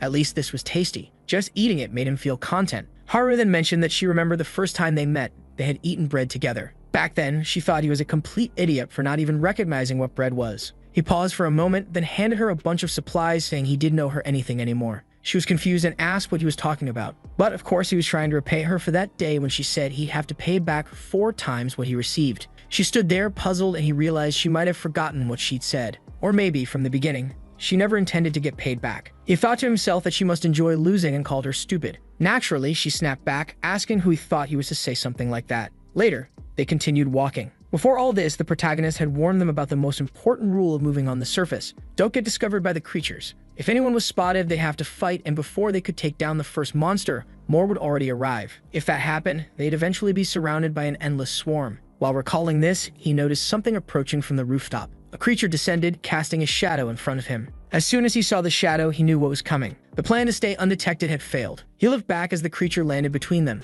Everyone panicked, and Haru started trembling. Immediately, he told them to split up and run. Haru was the first to pass him, bolting from the spot. This was his plan to increase the chances that at least one of them would survive. But then, suddenly, a hand stopped her. He had grabbed her arm and told her to wait. He observed the creature. It didn't seem to have noticed them yet. The monster wasn't reacting at all. The glasses guy, shaking, tried to back away. But he accidentally stepped on something, and the creature leaped toward him. That's when the boy realized the monsters reacted to sound. Haru was about to scream, but he covered her mouth. He signaled everyone to stay silent while keeping their eyes on the monster. He prepared himself, knowing that if they attracted more creatures, things would spiral out of control. He would have to take down the monster in a single strike. Earlier, someone had handed him a weapon. It was the mustached man who had said he had no intention of going to the surface with them. But that didn't mean he would sit idly by while they struggled for supplies. The protagonist asked what it was, and the man showed him a hammer. He explained that he forged it after watching him fight. It was a weapon designed to hit weak points. Armed with 2 giant needles, the protagonist stood still, watching the creature. In an instant, he disappeared, leaping toward the beast. This was their only chance. If they failed, the entire city would be alerted. Everyone was terrified as he struck, hitting the core dead on. The creature dissolved instantly. Finally, the day came to an end. They set up a temporary camp and were sleeping outside the city. The boy sat, staring at the weapon he'd been given. He remembered how his father had many weapons, but his father always said he shouldn't rely on such things. He needed to be able to defeat any of them with his bare hands. The boy had once asked his father if he meant the humans on the surface. The stern man fell silent before eventually replying, yes. Weapons didn't suit people like them, his father had said, and soon he would understand. But the boy only grew more confused. His father had told him he'd understand, but he couldn't imagine killing these monsters without using a weapon. And what was stranger still was that his father had never spoken about these creatures. Maybe it was because he never believed in their existence either. After all, he didn't even believe in the apocalypse. But little by little, the boy began to piece things together. Why he had to go through such inexplicable training. Each one of those preparations was to teach him how to fight, how to survive against these monsters. But there was still something that didn't make sense to him. His father had said he had no intention of ever letting him out of the basement. So if that was true, why train him to survive on the surface? Which part of the story was a lie? Did his father really never plan to send him to the surface? He remembered the moment his father had panicked. He was certain that wasn't an act. And aside from his mother's death, his father rarely lied. If he truly didn't intend for him to go to the surface, then the training must have been to ensure he'd survive if it ever happened. But something still didn't add up. On the day the apocalypse began, all the doors to that place had opened. He was sure that wasn't part of the original plan, yet he knew that if he had stayed there, He would have died in the swarm of monsters that invaded. What he didn't understand was why so many creatures had attacked that place. And more importantly, how had his father known the apocalypse was coming? As he stared at the monster's core, the glasses guy asked what the unbreakable object was. He tossed it to the woman and asked if she wanted to figure it out, but she screamed and said it was disgusting, throwing it back. The core rolled toward the protagonist, who slowly stopped it with his finger. The energy inside seemed to react to him, flowing into the core before it fell to the ground again. It rolled to his side, and the glasses guy asked what had just happened. The protagonist looked puzzled, picked it up, and examined it. Someone else suggested it was better for everyone to sleep, as tomorrow would be a long day.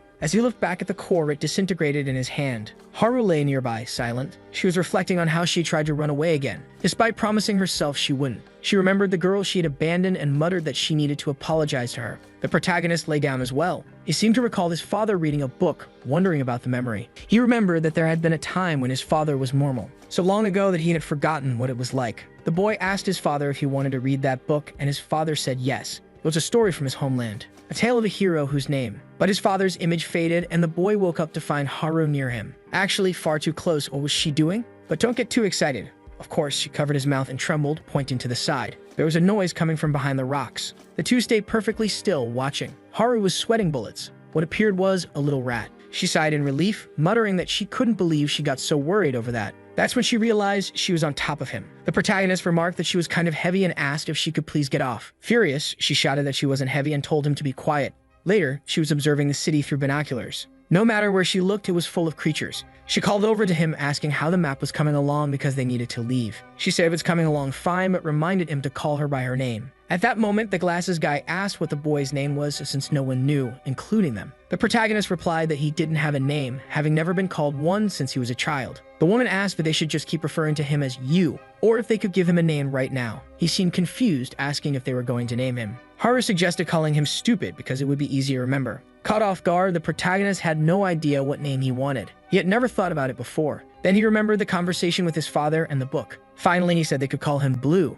Everyone was a bit puzzled. Haru said it was a strange name and asked if it had any meaning. He replied that it didn't. It was just the name of a character in a book he used to read as a kid. That's when the group realized they hadn't introduced themselves yet. The woman said her name was Yujin, and the glasses guy was Jiyen. Haru introduced herself, adding that she was sure the idiot wouldn't remember any of their names. The protagonist was about to introduce himself, but everyone stared at him expectantly. He remembered being in the basement, lifting a pencil. He declared, "My name is Blue. It's nice to meet you all." Haru smiled, and the group exchanged glances, saying it was nice to meet Blue too. He thought back to the dreams he had of leaving that place. He always imagined that if he could reach the surface, he'd greet people and have conversations with them. Maybe he wanted to become friends with them. Shikian extended his hand and said, "Now we're friends." But just as the protagonist reached out to shake his hand, memories of all the deaths flooded his mind. The thought of finding his parents stopped him, and he pulled back, saying, "No." Everyone was confused for a moment, but it was time to continue their journey. He knew that, if not for the apocalypse, he would never have been friends with these people. But finding his mother was his priority. It wasn't the time to chase the dreams he had before. At that moment, someone screamed nearby. Ahead of them, a man was trying to defend himself from a creature. The monster, a massive beast with gnashing teeth, was attempting to eat him. Yujin started to move forward, but the protagonist stopped her and asked what she was thinking. Embarrassed, she said they should help the man. Otherwise, he'd die. The protagonist firmly replied no. He explained that if they could hear the man's screams, so could the monsters. Yujin insisted they still had time to save him before something worse happened, but the protagonist reminded her of what he had said before they came to the surface. She had promised to follow his orders. Yujin hesitated, unsure of what to do. Suddenly, she darted toward the man. The protagonist shouted that she was an idiot. She grabbed a branch and stabbed the monster in the back, throwing it to the ground, where it rolled away. The man, shocked to see other people, stammered. Yujin told him to calm down and stay quiet so they could lead him to safety. But the man yelled, warning her to look behind her. Just as the monster lunged for her head, the protagonist saved the day again. The man was stunned, asking how he had done it. But Blue ignored him and turned to Yujin, asking if she realized what she had just done. She had put everyone in danger. They quickly discovered the man had broken legs, complicating things further. The protagonist knew the man would be of no use to them. Then he started hearing sounds. Creatures were closing in from all sides. He told the man that they couldn't help him anymore. They had already risked too much saving him from the monster. He then turned to Yujin and said if she truly wanted to help this man, he didn't care. But if that was the case, she wasn't to follow him anymore. He reminded her that she had promised to obey him to stay on the surface. She agreed, saying the boy was right. It wasn't the time to worry about others. They had to remember the people waiting for them back at the base. Yujin paused for a moment before finally agreeing. "Fine," she said. "I'll obey you." But the protagonist looked startled. The man she had saved spoke up, asking who gave them permission to leave him there. He demanded they stop joking around. It was obvious he would die if abandoned. He argued that leaving him there was worse than murder, was the same as killing him. The protagonist, annoyed, told him to shut up. Suddenly, something started approaching. The man, desperate, drew even more attention. Everyone seemed surrounded. Amid the chaos, the protagonist took a moment to breathe. Haru asked what they were going to do as monsters were closing in from all directions. He said the worst hadn't happened yet. They still had time to escape before being cornered. They knew at least the path they came from was free of monsters. All they had to do was retrace their steps. But then the man lit a lighter. Everyone asked what he was doing. He pointed to a nearby smoking hazard sign. Ji-yeon shouted, asking if he realized that would attract the monsters. The man calmly replied that he knew exactly what it would do. After all, he had accidentally destroyed the last base he was at. The boy demanded to know why he was doing this. The man lit the lighter, releasing smoke, and said he just wanted one last smoke before he died. Monsters began rushing in from every direction. Blue yelled for everyone to run. The man on the ground was the first to die. Two creatures charged at the protagonist, who pulled out his knives. Meanwhile, Yujin and Ji-yeon took off running. Haru stood frozen, watching as the protagonist was surrounded by creatures. She didn't understand why he wasn't running. He dodged another attack, sliding away only to avoid another. He approached a one-eyed creature, found its core, and struck it dead on. He managed to take down one after another. But then he was struck, thrown backward as more creatures approached. A stone suddenly hit one of the creatures in the back. The protagonist looked up, confused. It was Yujin who had thrown it. The group was trembling, but still there. He asked why they hadn't fled when he ordered them to. Ji-yeon shouted back no. He reminded him that while he had given the order to flee, he himself hadn't run. The protagonist paused, questioning why he hadn't fled. Then the realization hit him. He hadn't run because he believed everyone would die if he did. Now Ji-yeon was face to face with a creature. Haru remembered Yujin, who was now fending off another monster. She stood behind them, frozen, unable to do anything as cores of fallen creatures pile up on the ground. Blue kept fighting, yelling for everyone to run. Ji-yeon, holding his bat, said it was fine. There were fewer monsters now. If they gave it their all, they could make it back to the base together. But then, an unusual creature emerged. It had a feminine body, but there was nothing appealing about it. But it's clearly not going to be an easy target. The protagonist froze in shock. The creature had at least 4 cores inside it, visible through its translucent body. It formed a grotesque head, and Ji-yeon asked what was wrong. That's when he turned and saw something terrifying. All the other monsters were kneeling before it. He froze for a moment, and Blue shouted for him to run. But it was too late. The creature had already passed him, holding his still beating heart in its hand. Ji-yeon dropped his bat, looking down to see that the heart was his own. His body collapsed lifelessly to the ground. Haru fell to her knees, screaming in despair. Yujin called out to him while Blue stood frozen, unable to act. He clenched his fists, grabbed his weapon, and charged at the creature. But it merely extended a finger, shattering the weapon with a single tap. Before he could react, it flicked him aside with its finger, sending him rolling across the ground. As he struggled to get up, coughing blood, he felt his chest. Several ribs were already broken. The creature then crushed Ji-yeon's heart in its hand, the splattered blood forming a new red tentacle around his body. It pointed toward Blue, and the other monsters began charging at him. Still lying on the ground, he could only watch as Yujin and Haru stood frozen, unable to react. He managed to stand and shouted for them to run now. Slowly, he tried to walk toward the creatures as Haru trembled in terror. Her heart felt like it was about to explode, but she knew she couldn't run again. If she ran now, she'd be abandoning the people precious to her. Again. She threw down her bag and dashed for the monsters. The protagonist was barely conscious when suddenly he was shoved aside. Opening his eyes, he saw Yujin had been impaled through the stomach. Despite her actions having caused all of this, it was still a gut-wrenching sight for Blue and Haru. Yujin, clutching the monster's arm, apologized. She admitted it was all her fault for putting everyone in danger. She asked them to escape and make her sacrifice worthwhile. With that, she ran off, attracting the monsters to her. But once again, it was a bloodbath. The protagonist could only stand there, paralyzed as the tentacled woman began collecting the cores from all the fallen creatures. Looking to his side, he saw Haru trembling uncontrollably. Wiping the blood from his mouth, he stood and told her to run. She couldn't move, unable to process what was happening. But he insisted, saying this was their last chance. Yujin's body was being devoured, and the creature was continuing to collect cores. Haru asked him what he was talking about. Ignoring her, he continued moving toward the monsters. She demanded to know if he lost his mind. From the beginning, the plan had been to separate and escape. He acknowledged that, saying at the time it was the right plan. She then asked what had changed. He replied that it changed because it had been fun. Fun to go to the surface with them to share meals together. It had been nice to introduce themselves and grow closer with each passing moment. He realized that the dreams he had back in the basement were even better than he'd imagined. But all of it ended when people died. When someone died, they could no longer talk, share names, or connect. He remembered Ji-yeon extending his hand for friendship,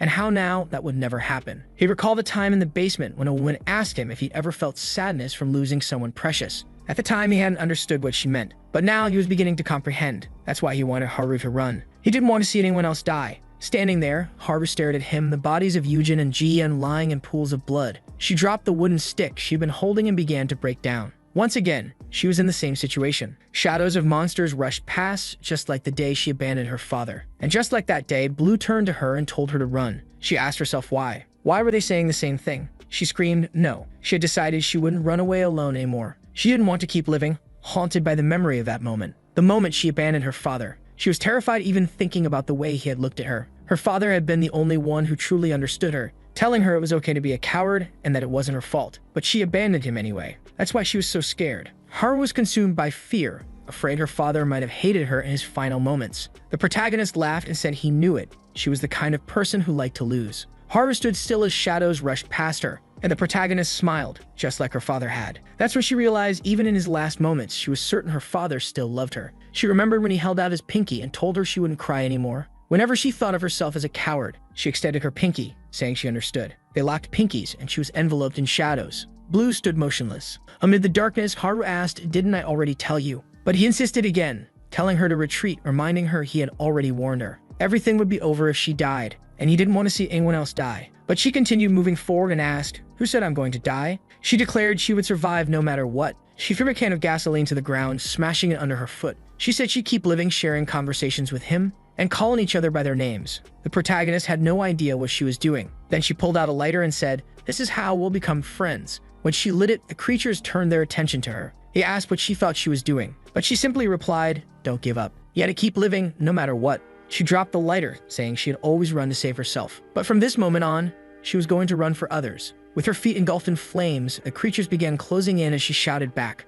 "I'll see you at the base." Blue still hadn't moved as the swarm of monsters charged after her. Haru fled, leaving a trail of flaming footprints. At first, the creatures were far behind, but they quickly gained ground until one was about to reach her. She dodged the first attack, slid to the side, flipped out of the path of another, and began climbing a rock. She reached the top, but more monsters were waiting below. With no other option, she leaped from the top of the rock. She was flying now. That's when the monstrous female began moving toward her. But Blue stepped in her way, asking, "And where do you think you're going?" He told her, "Your opponent is me." The two stood facing each other. Despite his words, Blue knew how strong she was. This was unlike anything he had faced before. He could feel the energy radiating from her cores, teeming with life, more powerful than any of the others. Still coughing up blood, he had no idea how he would win. He spotted one intact stake on the ground and sprinted toward it, but she kicked it away before he could reach it. The impact sent pain shooting through his body as she stomped the ground, sending him flying. He realized she was guarding the weapon. Proving her intelligence, she knew it was dangerous for him to have it. Without it, he couldn't target her weak points. That's when he remembered what his father had said. Weapons weren't necessary for people like them. "You'll understand one day," his father had told him. Blue had no idea what that meant, but his father had smiled and said, "Even without weapons, we're the strongest." He recalled that he'd never seen his father wield a weapon. As the creatures slowly approached, he adopted a stance his father had taught him, the strongest stance he had said, designed to prepare him for anything. His father had explained that every being carried life energy. Humans on the surface, beasts, plants, and even him and his son. Everything in the world used this power. His hand needed to act as the focal point for this life energy. He had to focus entirely on the tips of his fingers, channeling his inner energy there. Once he felt its presence, he had to learn to control it. Blue had been confused, telling his father he felt nothing. "What is this life energy nonsense?" he had asked. His father had reassured him, saying, "You might not understand now, but one day, you'll need it." In the present, Blue assumed the stance. He began to sense how each creature used their life energy. Gradually, he found his own within himself. The energy began flowing through his body, and he remembered his father's words. "When this happens, the power is yours."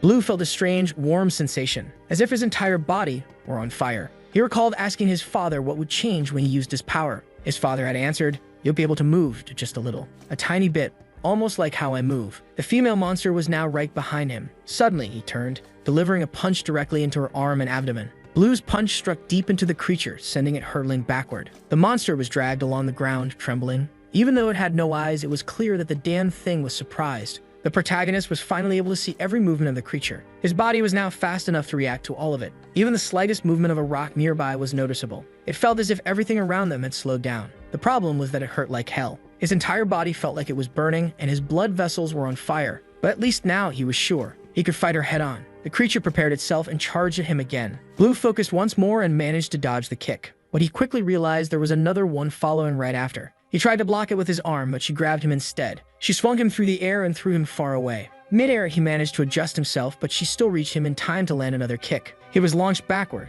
and just as he hit the ground, she advanced again. He dodged the first strike, the second, and a flurry of punches. He noticed her leg looked exposed and went for a kick to her heel, knocking her off balance. This gave him an opening to land a punch right into her ribs, dragging her entire body along the ground. Once again, the female monster was thrown far away. He wondered if this had been enough to cause any real damage. The monster paused for a moment, staring at him. It placed its hands over its abdomen. That's when he realized she was starting to protect her weak points. Now he knew this power wasn't enough. He needed even more strength to reach her core. At least now he had the answer at how he could get it. He raised his arm again, telling himself he needed more. His body continued to burn as he pushed for more power. Remembering Ji-Yun's and Yujin's deaths, he knew this wasn't enough. He needed more power. No, he needed this power before everything had happened. The energy flowing through his body seemed to increase. After enduring the pain for a while, he focused and his eyes glowed blue. He paused, lowered his head, and took a deep breath. Then he opened his eyes and told her to come at him. More and more arms began sprouting from the monster's back. She glared at him for a moment before charging at him with explosive speed. But no matter how fast she was, Blue seemed able to see her attacks now. He told himself that all he needed was to be stronger.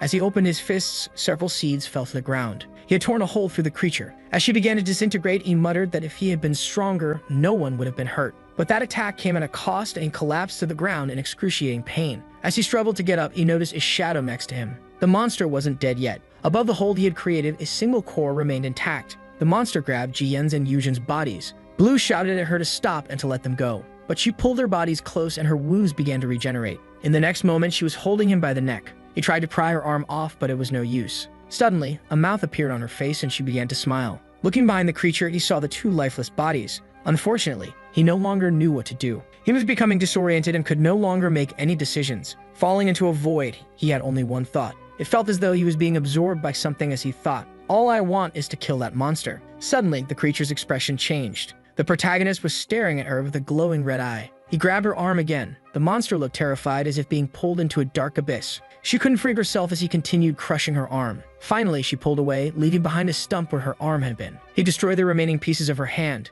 While the monster made strange noises, he stood there staring her down. Slowly, it seemed as though he was descending further into darkness. The monster, unable to take it, threw herself at him. The scene shifted to another part of the city. Someone was looking at a map saying they were almost at the marked location. It was the group from the train, and the Mohawk guy asked if they were sure, because at this rate, the sun would be setting soon. That's when the lazy girl called out to everyone, saying she had found the boy. The glasses guy carried him over his shoulder, grateful that he was alive. Unfortunately, Blue was unconscious. But then the Mohawk guy asked what happened there. Looking ahead, they saw a massive crater in front of them. Later, on the way back, the Mohawk guy told the lazy girl to drop some of the bags. She refused, saying she'd eat a ton as soon as they got back. He agreed to carry some for her, but as soon as he picked them up, he tossed them away. She asked what he thought he was doing, and he told her she didn't need to thank him. The glasses guy told everyone to calm down, otherwise they'd get caught. That's when the protagonist began waking up, trying to figure out where he was. Seeing the guy holding the map, he immediately understood. At least she had managed to survive. The man then asked Blue what happened. They had found his body in the middle of a complete mess. Blue explained that the monster had grabbed him and he had no idea what happened after that. He truly didn't know how he had survived. Suddenly, the monster appeared in front of the Mohawk guy. The creature charged, and the Mohawk guy looked excited, saying he was bored from not killing anything. But Blue simply walked past him, heading toward the monster. The group called out to him, telling him to wait since he didn't have a weapon. Ignoring them, he concentrated energy in his finger. When the monster lunged, he stepped back and delivered a kick straight to its chest. The group was stunned as the entire creature cracked apart and disintegrated from a single blow. Once again, however, Blue was left exhausted and collapsed, caught by the Mohawk guy. The man grabbed him and asked if he was even human. Later, they returned to the subway. Wong was carrying some crates, asking if there had been any signals on the radio. The mustache man sighed, saying it was a complete failure. Despite all the effort he put into fixing it, all the channels were dead. All they could do now was hope the government or the military would make some kind of announcement. Huang set the crate down, visibly worried, mentioning how long it was taking for the group to return. Haru was nearby, her feet burned and unable to sleep as she waited for Blue to come back.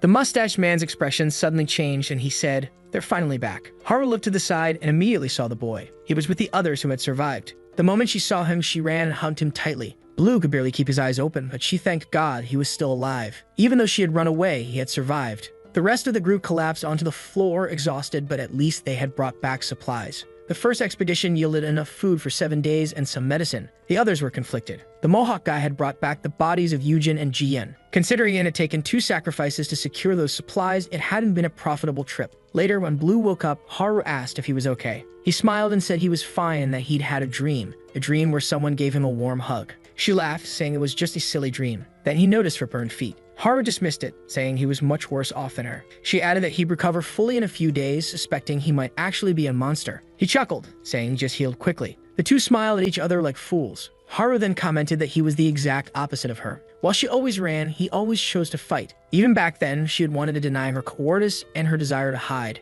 But now she decided to accept it. Even though she was a coward, she would fight like him. She knew she couldn't do everything at once, but at least she'd give it her best. That's when the little girl appeared in front of her. Haru, her voice trembling, called out to her and apologized. She said she hadn't wanted to abandon her that day. She had acted without thinking. The girl extended her hand. Haru asked what it was, and the girl said it was her hairpin. It was a gift because she thought Haru wouldn't see properly if her face was always covered. Haru was confused, unsure how to respond since she had abandoned the girl. But the girl said it was fine because she still had another hairpin. Haru stopped and smiled at the girl, who then looked surprised and commented on her forehead. Haru said, "Yes, this is proof that I fought." Blue stood nearby, silently observing everything. Haru asked the girl if it suited her, and the girl said yes. Amid all the sudden loss and the heavy guilt everyone carried, they had somehow found a glimmer of hope. Haru noticed a blonde strand of hair on Blue's head. That's when the radio began crackling. The sound was terrible, but someone asked if they could hear him. The voice said to turn down the volume and began counting to 3. Once the count was over, he asked if it was clear enough. Everyone gathered around to listen. The voice said he would get straight to the point. He claimed he had been prepared for the apocalypse because he knew it was coming. This left Blue stunned. The man on the radio said whether they believed him or not was up to them. He introduced himself as List and said he wanted to offer words of encouragement to all survivors. He acknowledged how hard it was to survive without resources.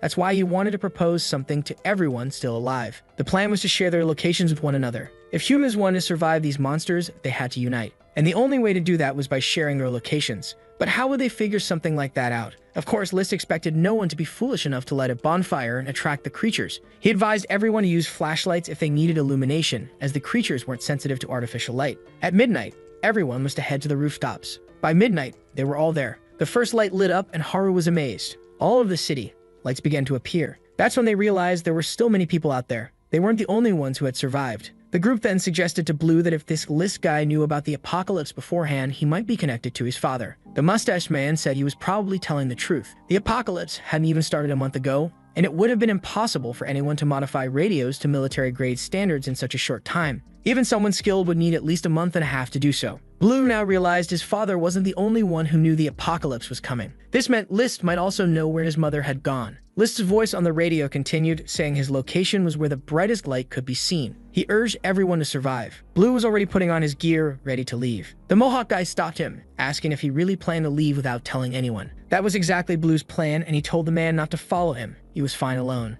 The Mohawk guy replied that he didn't care and insisted on coming along. But Blue said no. He remembered what had happened to his last allies and said it would happen again if the man joined him. Suddenly, the Mohawk guy placed his hand on Blue's head, making him turn angrily and demand what he was doing. The man said, "Don't underestimate me. The people who left did so because they chose to. They were prepared to die the moment they stepped out, so Blue didn't need to carry the burden of their deaths." He added that if Blue kept blaming himself like this, it would be like disrespecting their intentions. Then he asked why Blue always looked like he had been through so much. The Mohawk guy, much older, said Blue could rely on him in times like this because they were comrades. Or better yet, he could call him Kyun. Blue replied that he didn't care if the man wanted to follow him, and jokingly called him Chicken Head. The man protested, saying it wasn't a chicken head. It was a cool mohawk. Just then, Haru appeared, asking where they were going. She declared that wherever it was, she was coming too. She said he'd need someone to map the route, and for the record, she wasn't asking permission. There was nothing he could do to stop her. Blue said he hadn't planned to stop her anyway. The mustache man then appeared, asking what they were all talking about. It turned out everyone else was awake, watching the scene unfold. The mustache man looked down and said Blue had almost left without taking the weapon he had made for him. But another man commented that Blue probably didn't need it anymore. They stared at each other for a moment,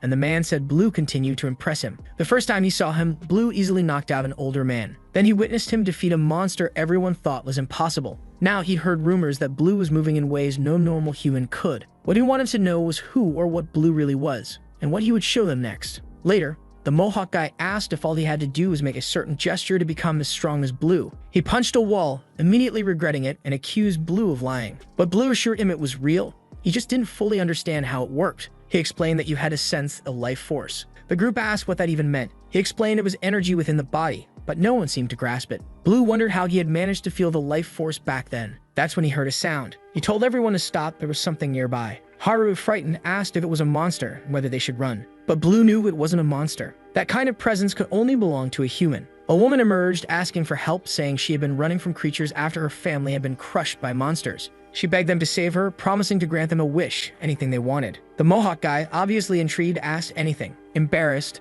the woman confirmed. He paused, thought for a moment, and said he already knew what to ask for. Turning to the group with a smirk, he told them to leave a like on this video. And do you all remember that last episode ended right when the Mohawk guy asked for a like on this video? Obviously, that's not what happened, right, you bastard? He turned and said that he got hurt because of that woman for sure. Of course, Haru already wanted to know what he thought he was going to get as payment. Blue was watching, then asked if they were the only ones who could help her. The woman, kinda crooked, replied that of course yes, right? That's why she's asking them for help. Blue, however, is kind of thoughtful and says that it's strange then. Why was there so many people around them in those buildings? The woman grits her teeth, then says that it really is impressive, and then he noticed pretty quickly. She was planning to take them to the base and finish things there. But now that they've been found out, the plan changed. The Mohawk guy is worried about the reward he was going to get. He wants to know about his wish. Haru tells him to wake up to reality, that this is the least important thing. At that moment, the guy in front laughs and says he really is quite stupid. And the blonde girl with the airbags tells them to hand over everything already, including everything they're wearing. Haru feels kind of awkward, says they're not going to obey that.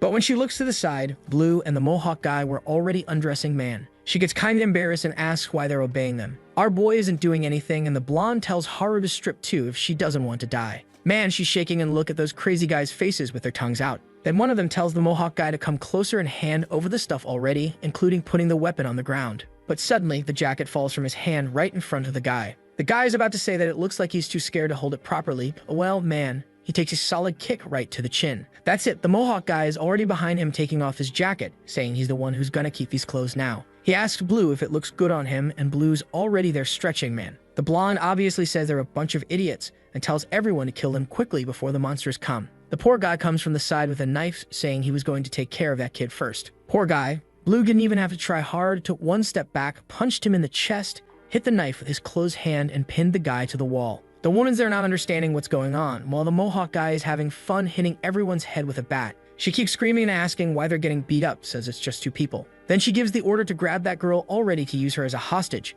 But well, man, if there's one thing she does well, it's running away. She dodges all the attacks and gets out of the group easily. The blonde once again is wondering who those three bastards were. But at that moment, there are already some monsters arriving and eating some guys in the back. She tells everyone to run, and you can see that from far away, someone's watching them retreat, clearly with their sights locked right on our dear Blue. Sometime later, the exhausted group enters a place saying they'll rest there for a while. The Mohawk guy immediately says that this place had already been looted and had nothing. Haru agrees and says he's right. That day when the lights turned on, this place didn't shine. Blue, on the other hand, quickly realized. The way the stuff was disorganized felt kind of artificial. It was as if they purposely wanted to make it look like nobody was there. The other two are walking and Blue is already sure someone else is in this place. Right at that moment, Haru is about to step on a rope and tells them to be careful. But it already gets lifted. Haru holds her skirt and tells them not to look. The Mohawk guy is there not understanding what's happening when suddenly someone drops from the ceiling and lands in front of them. The guy says he was wondering who were the idiots that came in there, and warns that apparently they're the same ones who escaped just now from the group. Blue gives him a stare and he's already got the knife close to Haru's face, warning that he better not get even a centimeter closer or that girl will die. Also, if he tells any lies, she'll die too. With that, he asks why they are there. Blue man is in a fighting stance, but let's be honest. It looks like he wears size 55 shoes. Look at the size of those feet. But he's an honest kid and says they're there because they're looking for the source of that message that was shared on the radio. The guy laughs and Blue asks if he heard it too and why he didn't turn on the light. The guy says he's being really naive to believe in that transmission. It's really dumb to believe that someone calling everyone to a spot has no intention of robbing anyone. Not to mention that turning on a light showing where you are is the best way to tell everyone where there are resources to steal. Lastly, the guy also says that he predicted the apocalypse, and that was the biggest lie of all. Blue, however, says that part is true. The guy asks what he's saying, and our boy replies that he's been preparing for the apocalypse too. That's exactly why he believes maybe this guy is telling the truth. The guy stares at him and says he warned that if he lies, she would be killed. But the moment the knife gets close, man, in 1 second, Blue is coming in full speed. That action scene we love, the guy even looks like he's facing him, his eyes glowing red, and he says he fell. In 1 second, he dodges Bluff, who gets startled and sees the knife coming. But he's tough too, right man? With both palms, he blocks the stab, but takes a kick and gets knocked to the back of the room. Man, holy hell, his foot slid and the second he recovered, the guy had already almost passed and hit another one on his neck. He hit his back on the wall, but didn't let go of the knife and came in for another, but he almost took one of those punches that explode a guy. Blue doesn't get it. How the hell was that bastard dodging? And the guy turns and says he's different from the other bandits. Our boy says once again they're not there to steal anything, and at the same time he's thinking that strangely this guy had movements that were not natural at all. He can tell that he's not fast when attacking, but it felt like he could predict all his moves. The moment he ducked the stab, the guy smiled and came to knee him in the face. Damn, and our boy just did a little slide with his foot and managed to duck too. While thinking that if this guy is predicting attacks, he just has to be fast enough to make that impossible.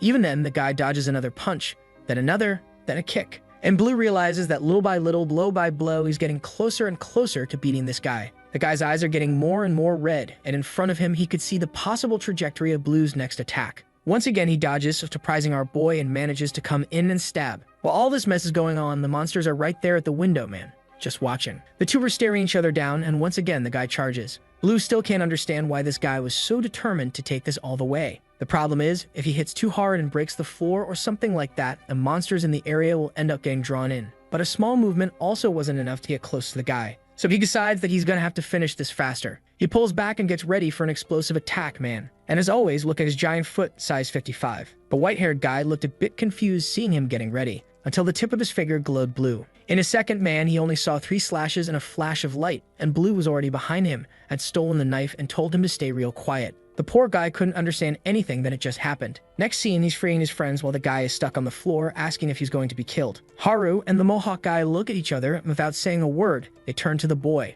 Right after that, it's him who's tied up upside down, being spun around like a top. Many spins later, he's on the ground saying they really are a bunch of bastards, and he better just say what they want already. Blue says once again, nothing. He already told him. All they're looking for is the source of that transmission, and on the way they want to find a little food and medicine too, if possible. The guy asks if he's serious, and our boy says they'll rest a bit more and untie him when they leave. He's only doing this to avoid having to go through that again. Remembering the fight, he asks how the boy did that. For a second, it was impossible to see any of his movements. Blue is about to explain, but suddenly stops and asks what's that upstairs. The friends are a bit surprised that he said that out of nowhere, and the guy there looks hesitant. But man, what reveals itself is a little girl with a monster attached to her chest. Haru and the Mohawk guy say this is madness. Living with a creature like that is extremely dangerous. But he says the thing won't attack them. Besides, it's not a monster. That right there is his little sister. Man, I think she's not 100% healthy. Haru seems shocked by that, while Blue sees a glow in the monster's chest. The guy says she's barely alive. Haru asks how,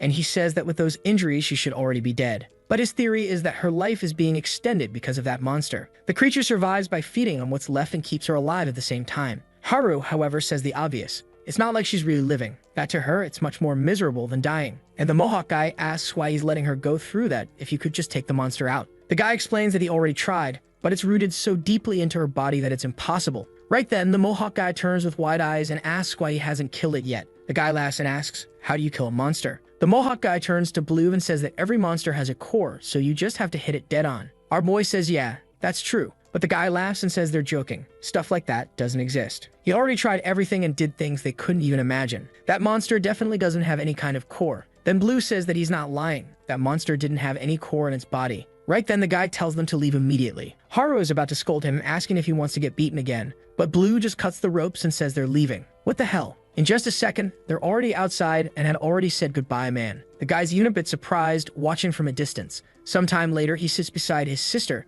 and says that some idiots passed by there today. One fool said he'd been preparing for the apocalypse for a long time, and the other said he could kill the monster. He knows she heard everything, and is sure she thinks it's all boring too. But of course, she's just sitting there, not saying a word, while he's laughing by himself. Then he looks to the side, sees a rabbit, goes over to it, and picks it up. Suddenly, he hears that rope getting triggered again downstairs. Already thinking those fools came back, he turns around asking what they're doing there. But man, what was actually coming up was a monster. A monster with a hammer-shaped head started approaching while he stood deaf and cold. He looked at his sister's body, got ready with the knife, and in that moment, activated his power. The problem is, the moment he saw the monster's movements, everything started blurring and blood came out of his nose, man. He had used up all of his energy in the fight with Blue, and now the monster had already grabbed him by the arms and he couldn't do a thing. Unable to move his body, he just looks at the little bunny and says he promised to give her that doll. Damn, man, now we're gonna see a little of what happened for him to end up in this situation, and I already know I won't like it.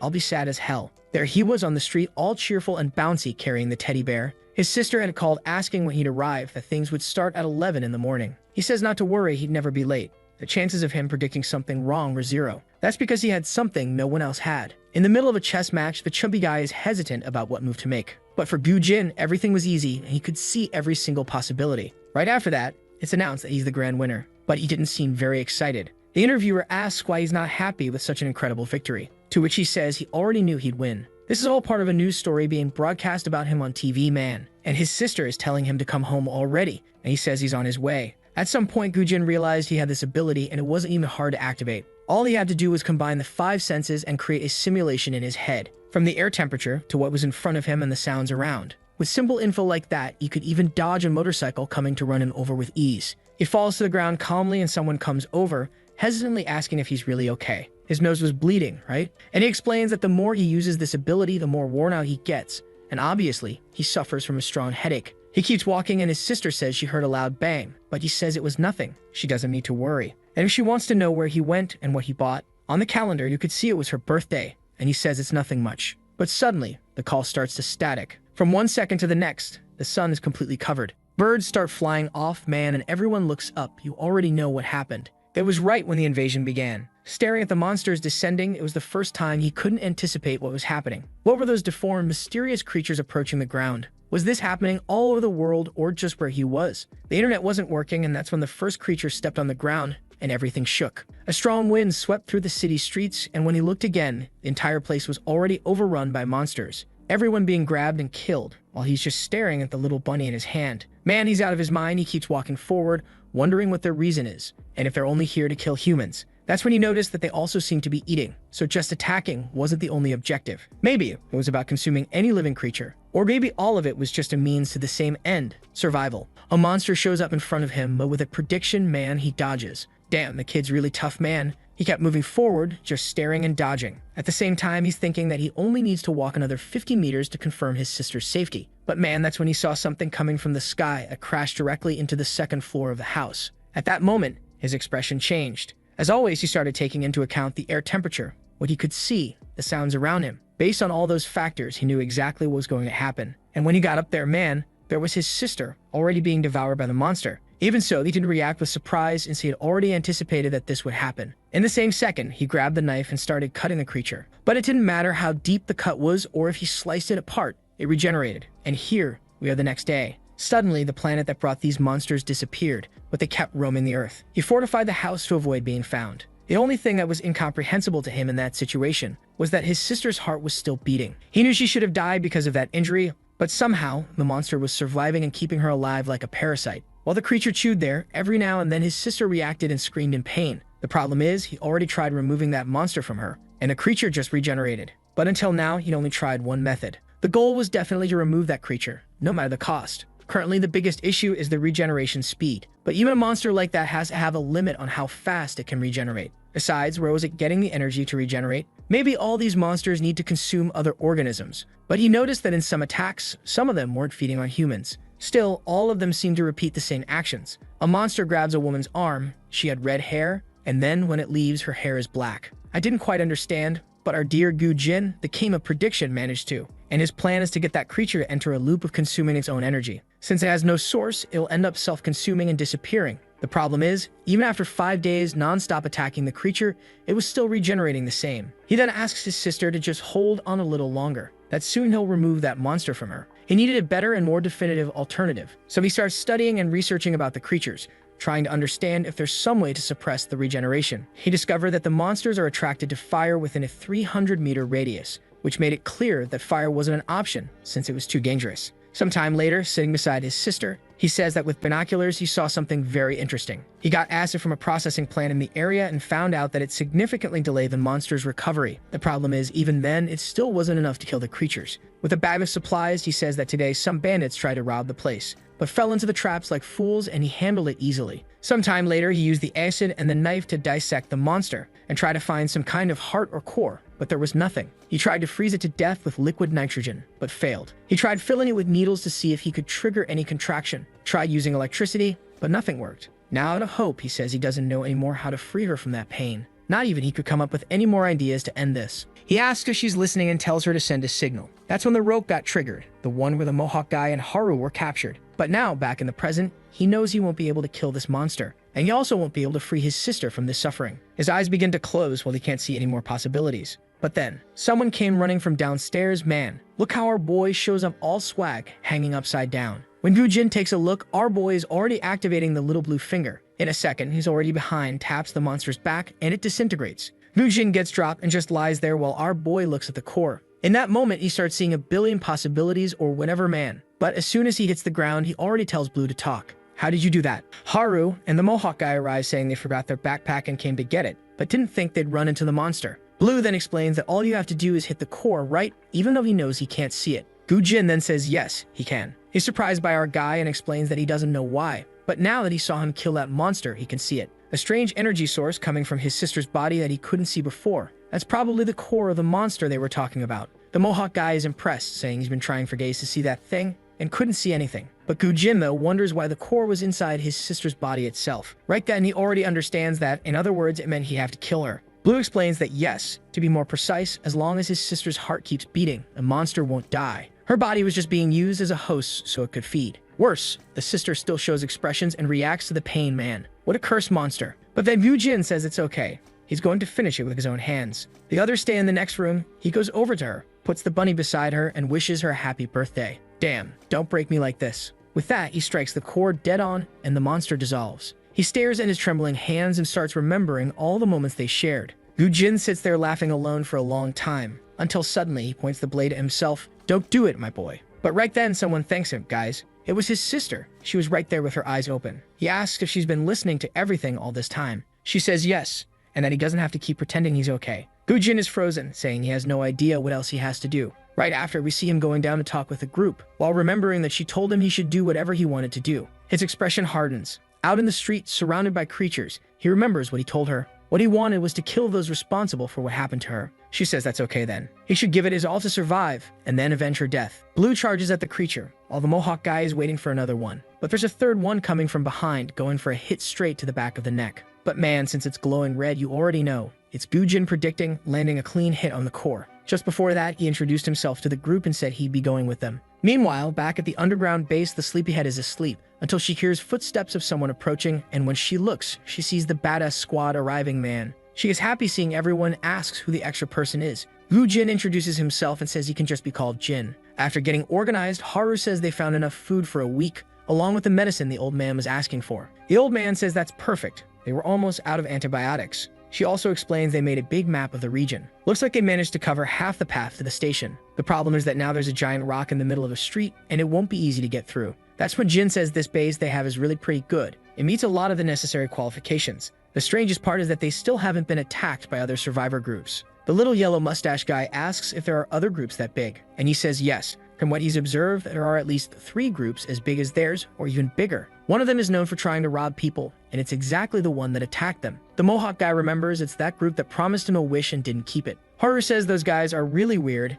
and it'd be good to never meet them again. Jin says she better get ready because unfortunately to get past the mountain, they'll have to deal with those guys. She asks if there's no other path, and he says the only other route would take 3 times longer, so it doesn't make sense. The lazy one says that it really seems to be the only option, as long as she's not the one going. Jin, however, tells them to relax. Those guys are just a bunch of misfits, and he already has a plan to get past them. Besides that, he tells Blue that he needs to act more like a joker. It's not good to show his strength if it's not necessary, and also not good to go around telling people he trained for the apocalypse and lived in a basement. Blue says whatever. It's not like he was planning to talk to those guys anyway. But then the sleepyhead yells and asks who made that guy the boss. But Jin is cold, man. He says he's the smartest person here, so that's why he's giving orders. The group is a little surprised by the kid's boldness, and the feisty one says she likes him. Right after, we see Blue doing some push-ups. The boy keeps his training in check. Then he notices Jin on the wall next to him, who asks how he got a body like that. He answers that he trained his whole life in the basement. The guy replies that that explains nothing. The ability he has already far exceeds what's normal for a person.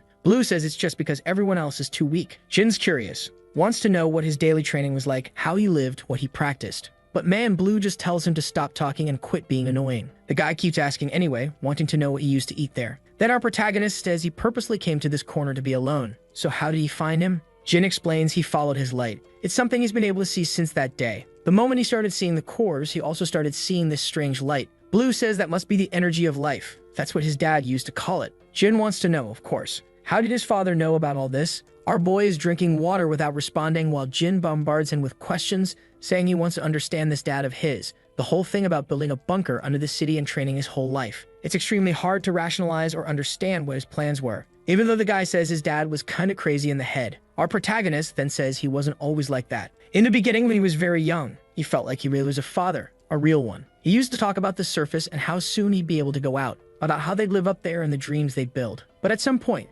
everything changed, and he said the boy would no longer be sent to the surface. Now they have to start preparing for the apocalypse. That's when he kind of started rebelling against his father. Jin says that if his dad knew about the weak spots and the creatures, he definitely must know something about the nature of all this. Blue says maybe he did, but there's no way to ask him anymore. And obviously, Jin asks if he's sure his father died. Blue says he fell off a bridge so big he couldn't even see the end, and hundreds of creatures followed him. Jin asks what he means by that. Our boy admits it. That means he might still be alive, right, man? Look at the dad with swag, 30 years younger, looking like square-jawed Gojo. The two stand there in silence, staring at each other. And Blue breaks it by saying that if his dad really was alive, he would have already hunted him down looking for him. Jin says that really would make more sense. But he decides to change the subject, saying he actually came there for another reason. He wants to know how he moved so fast that time. Blue stands up and asks if he's talking about this man. A blue glow appears on his finger, and the next second, he's already behind Jin, who looks totally freaked out, obviously having tried to predict and failed completely. Our boy says he has to focus on the fingertip, right on the fingerprint, and pulled his life energy into it.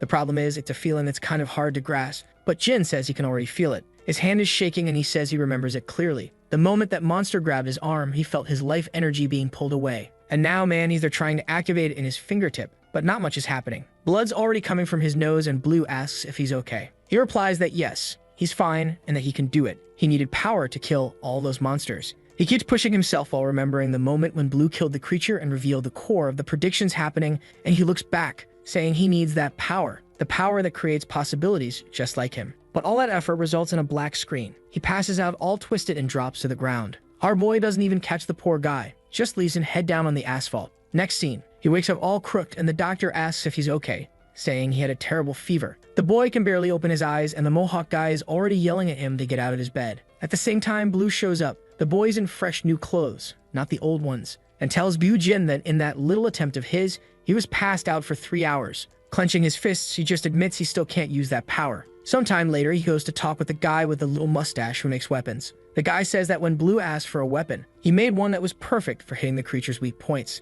But the one Jin asked for was clearly made to kill a person. Exactly because of that, it wasn't meant to be used on the monster, especially since it wouldn't lose its edge quickly. He stores it and says not to worry. He'd use it to face those guys. Then the boy shows up and asks if he's going too. He answers, of course, he's the one who made the plan. Meanwhile, Jin's thinking it's impressive. Blue has the ability to kill any monster with any weapon, and unless he becomes just as strong, he won't be able to avenge his sister. Our protagonist then asks why he's trying to help so much. Jin responds that he's not helping him. This is for himself. He believes that by helping our boy, he'll get closer to understanding the nature of the monsters. What he wants to know is, why is the boy going so far to see a mother he barely even knows? Our protagonist just replies, because she's my mother, man. That's all there is to it. The Mohawk guy and Haru show up asking if they're waiting for them. Our guy is shocked. Even after all that, they're still going. The Mohawk guy says it's gonna be fun, while Haru says it's scary. But even so, she's sure everything will be fine. Then Jin says they were just missing one more person. And man, poor lazy girl is gonna be taken along.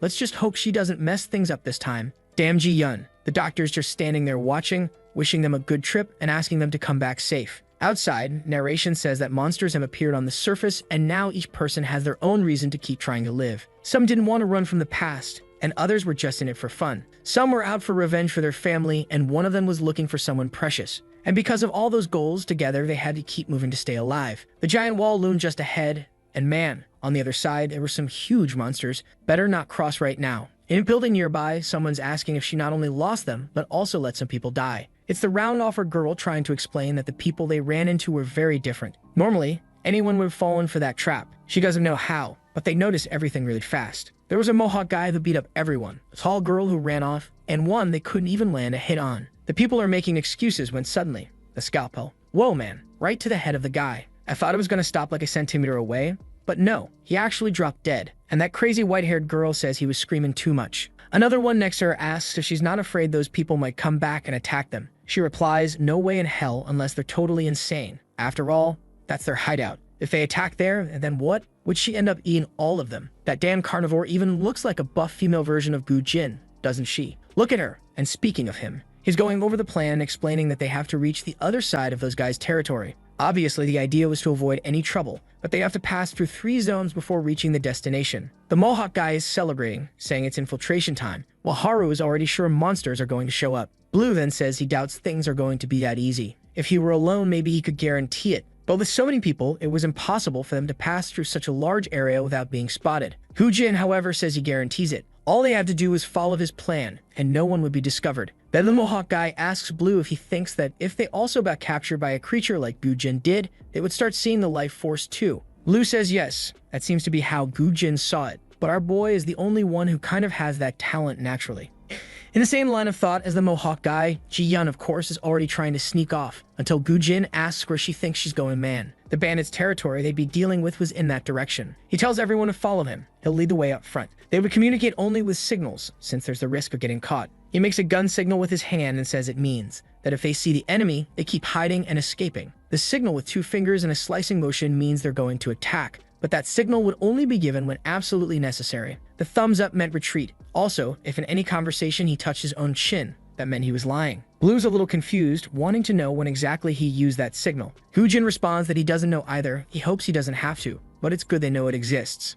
And yeah, I can already tell this bastard's about to pull some 5-dimensional chess plan. The group's excited while Haru is trying to memorize everything all messed up. And folks, they head out from the base, running through the streets as the adventure begins. Right away though, in the middle of the road, they run into a survivor. A human, bald on the back of the head. Poor guy even looked like he'd been burned. The group was talking. Gujin gave the signal to pass by, but the Mohawk guy completely ignored it, rushed in on his own and smacked the first guy with a club. Right away, Blue had to jump in too, and a second later, the 2 fools were caught. Obviously, the group starts questioning the Mohawk guy, asking why he did that. He explains that since Gujin pointed, he thought it was his signal to attack those guys and went for it. Totally off, Gujin already realized things weren't going to be so easy, and thanks to stars that no one else was around. The only problem now was that they have to get rid of those 2. That freaks Haru and Blue out. She tells him to wait, asking if he really plans to just kill them like that. Man, in a second, he says yes, pulls out the knife, and goes to kill them for real. But our boy grabs his arm, which makes Gujin ask what he thinks he's doing. The protagonist replies that they don't have to kill these people.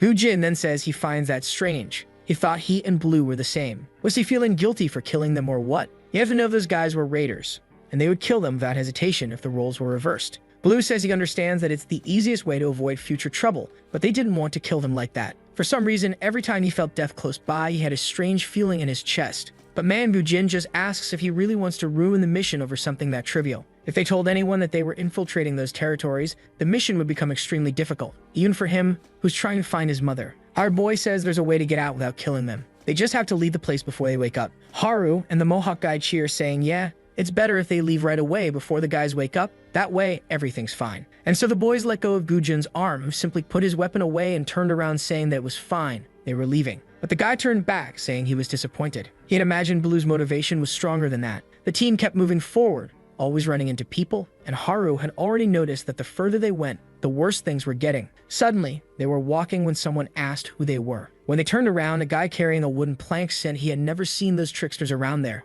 Gujin was already spooked. If they got caught right there in the middle of everything, there would be nowhere to run. And the guy asked why they were all crouched, walking all slowly. When he goes to ask something else, the Mohawk guy says it's exactly what he's thinking. They're on an incredible mission. The guy's a bit confused and asks who he is. Right away, the Mohawk shows off his hairstyle and says he should have been recognized already. The guy stares at him, and he's all weirded out. Then he calls his buddy and says they can have a private chat. He takes the guy aside while Gujin celebrates that the chicken head actually helped for once. He keeps walking, saying that the plan is to regroup at the base or at some meeting point, just like they'd agreed. Man, they really left the Mohawk guy there, huh? What the hell? That team really has confidence in their members. Sometime later, Haru checks the map and says they've just reached the central zone, which means they've already made it a quarter of the way. Man, that place is far. They enter a house and Blue says he's seen a place like that before, full of metal bars. Gujin says that place is called a prison, and it was probably being used as a base after the apocalypse. But then someone yells for help. When Blue looks to the side, there are some guys behind bars saying that if they're rescued,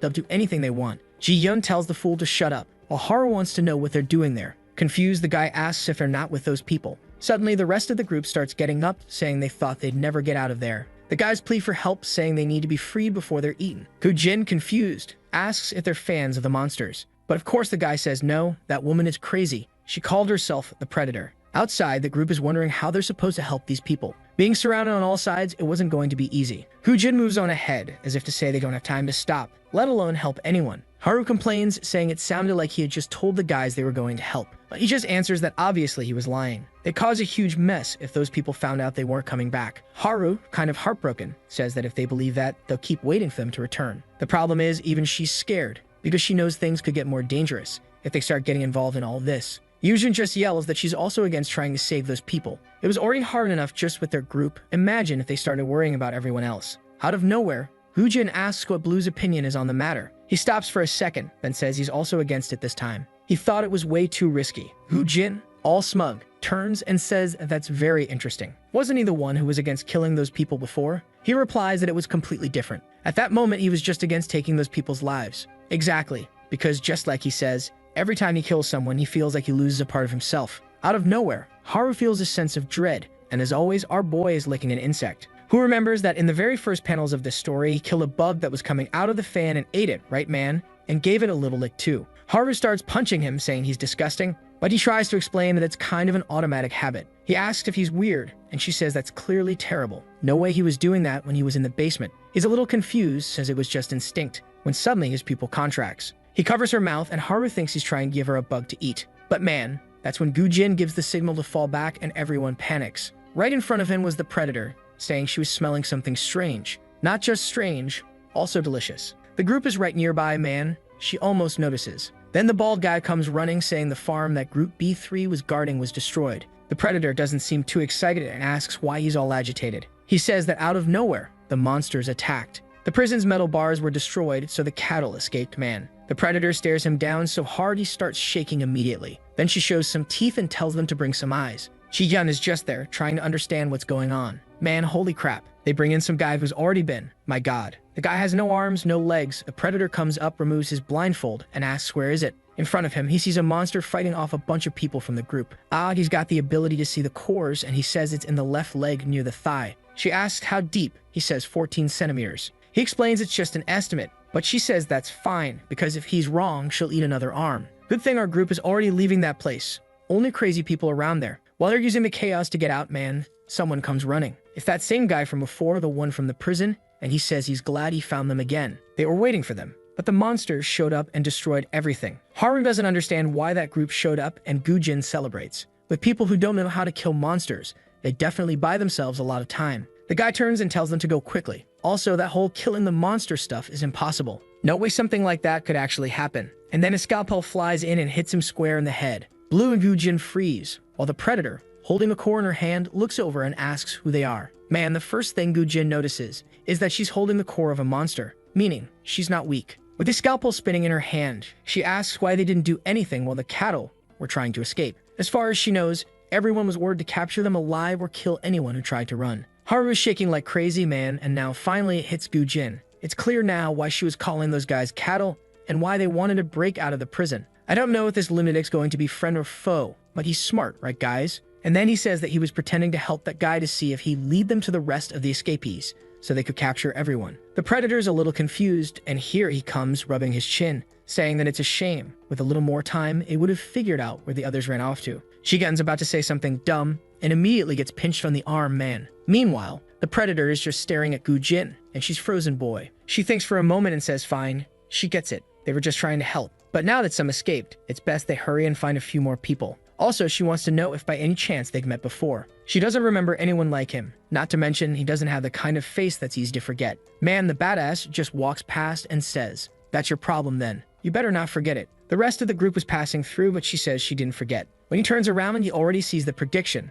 a scalpel coming at his face. He manages to dodge just in time. Another one was heading toward Ji-Yun's face, but our boy manages to block it midair. She, confused, asks what's going on, and Blue questions the woman, wanting to know why she attacked out of nowhere. But man, the woman suddenly goes crazy. She's drooling there, super peculiar, saying that this smell is coming from him. I want to know in the comments, who would have the guts to face her, huh? Who's gonna be the Marvel hero?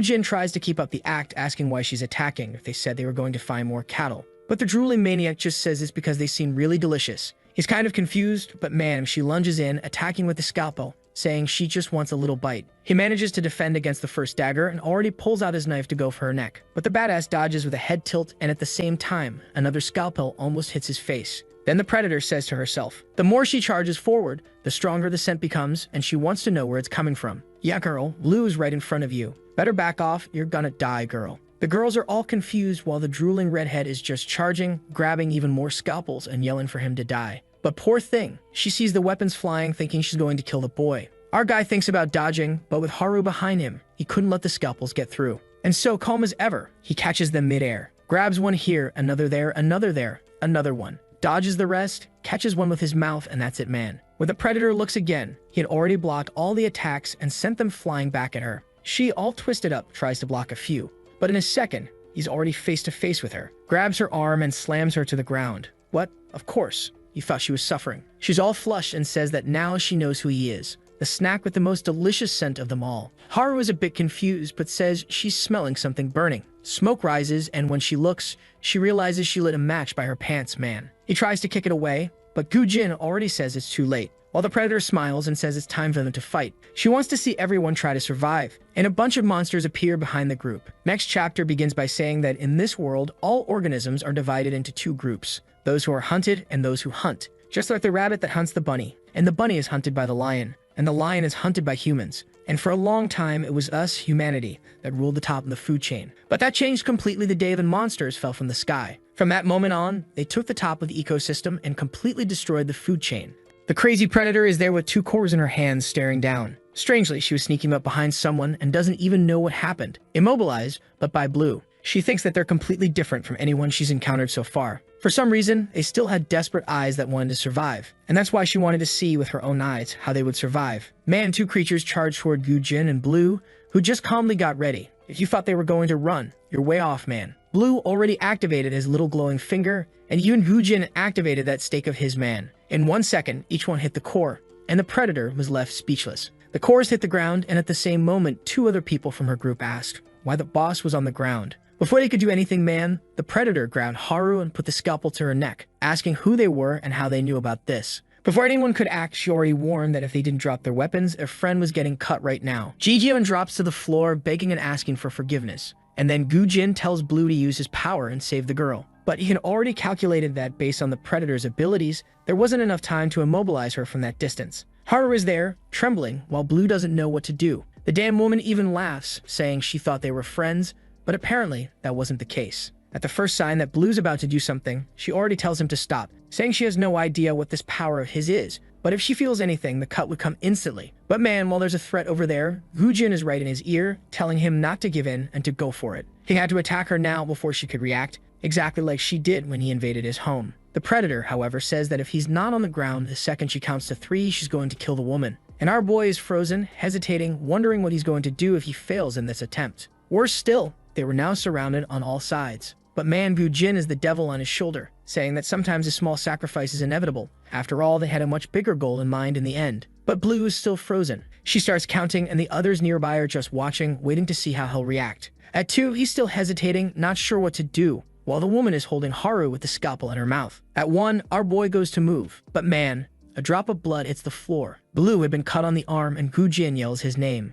Right then, the predator gives the order to capture him, while Haru just watches our boy being taken away. Next scene, he's in one of the cells. His hand is cuffed with something that looks more like building foundation metal, and he's wondering if the others were locked up in different rooms. But man, the devil herself was right in front of his door. Suddenly, she tells him to survive. Confused, he asks what she's talking about. She stares at him for a second, and says that, just like she expected, he doesn't understand anything. His friends also said he wouldn't understand. Blue asks where everyone is, and she asks if he's talking about the people he came with, then tells him they've all already been killed. Blue goes silent for a second, starting to go insane. But then she starts laughing and says she was joking. Really, he had a terrifying expression. Looked like he was about to kill her. He's there trying to break free from the cuff, while she smiles, saying that his reaction alone already showed how precious those people were to him. She knows that the only reason he didn't attack her was because of that girl. Blue starts wondering if, in that moment, he should have just attacked without hesitation. The chance was 50-50. In a world like the one they live in now, that wasn't a low chance. The problem was that the weapon was in his hand, and if he failed,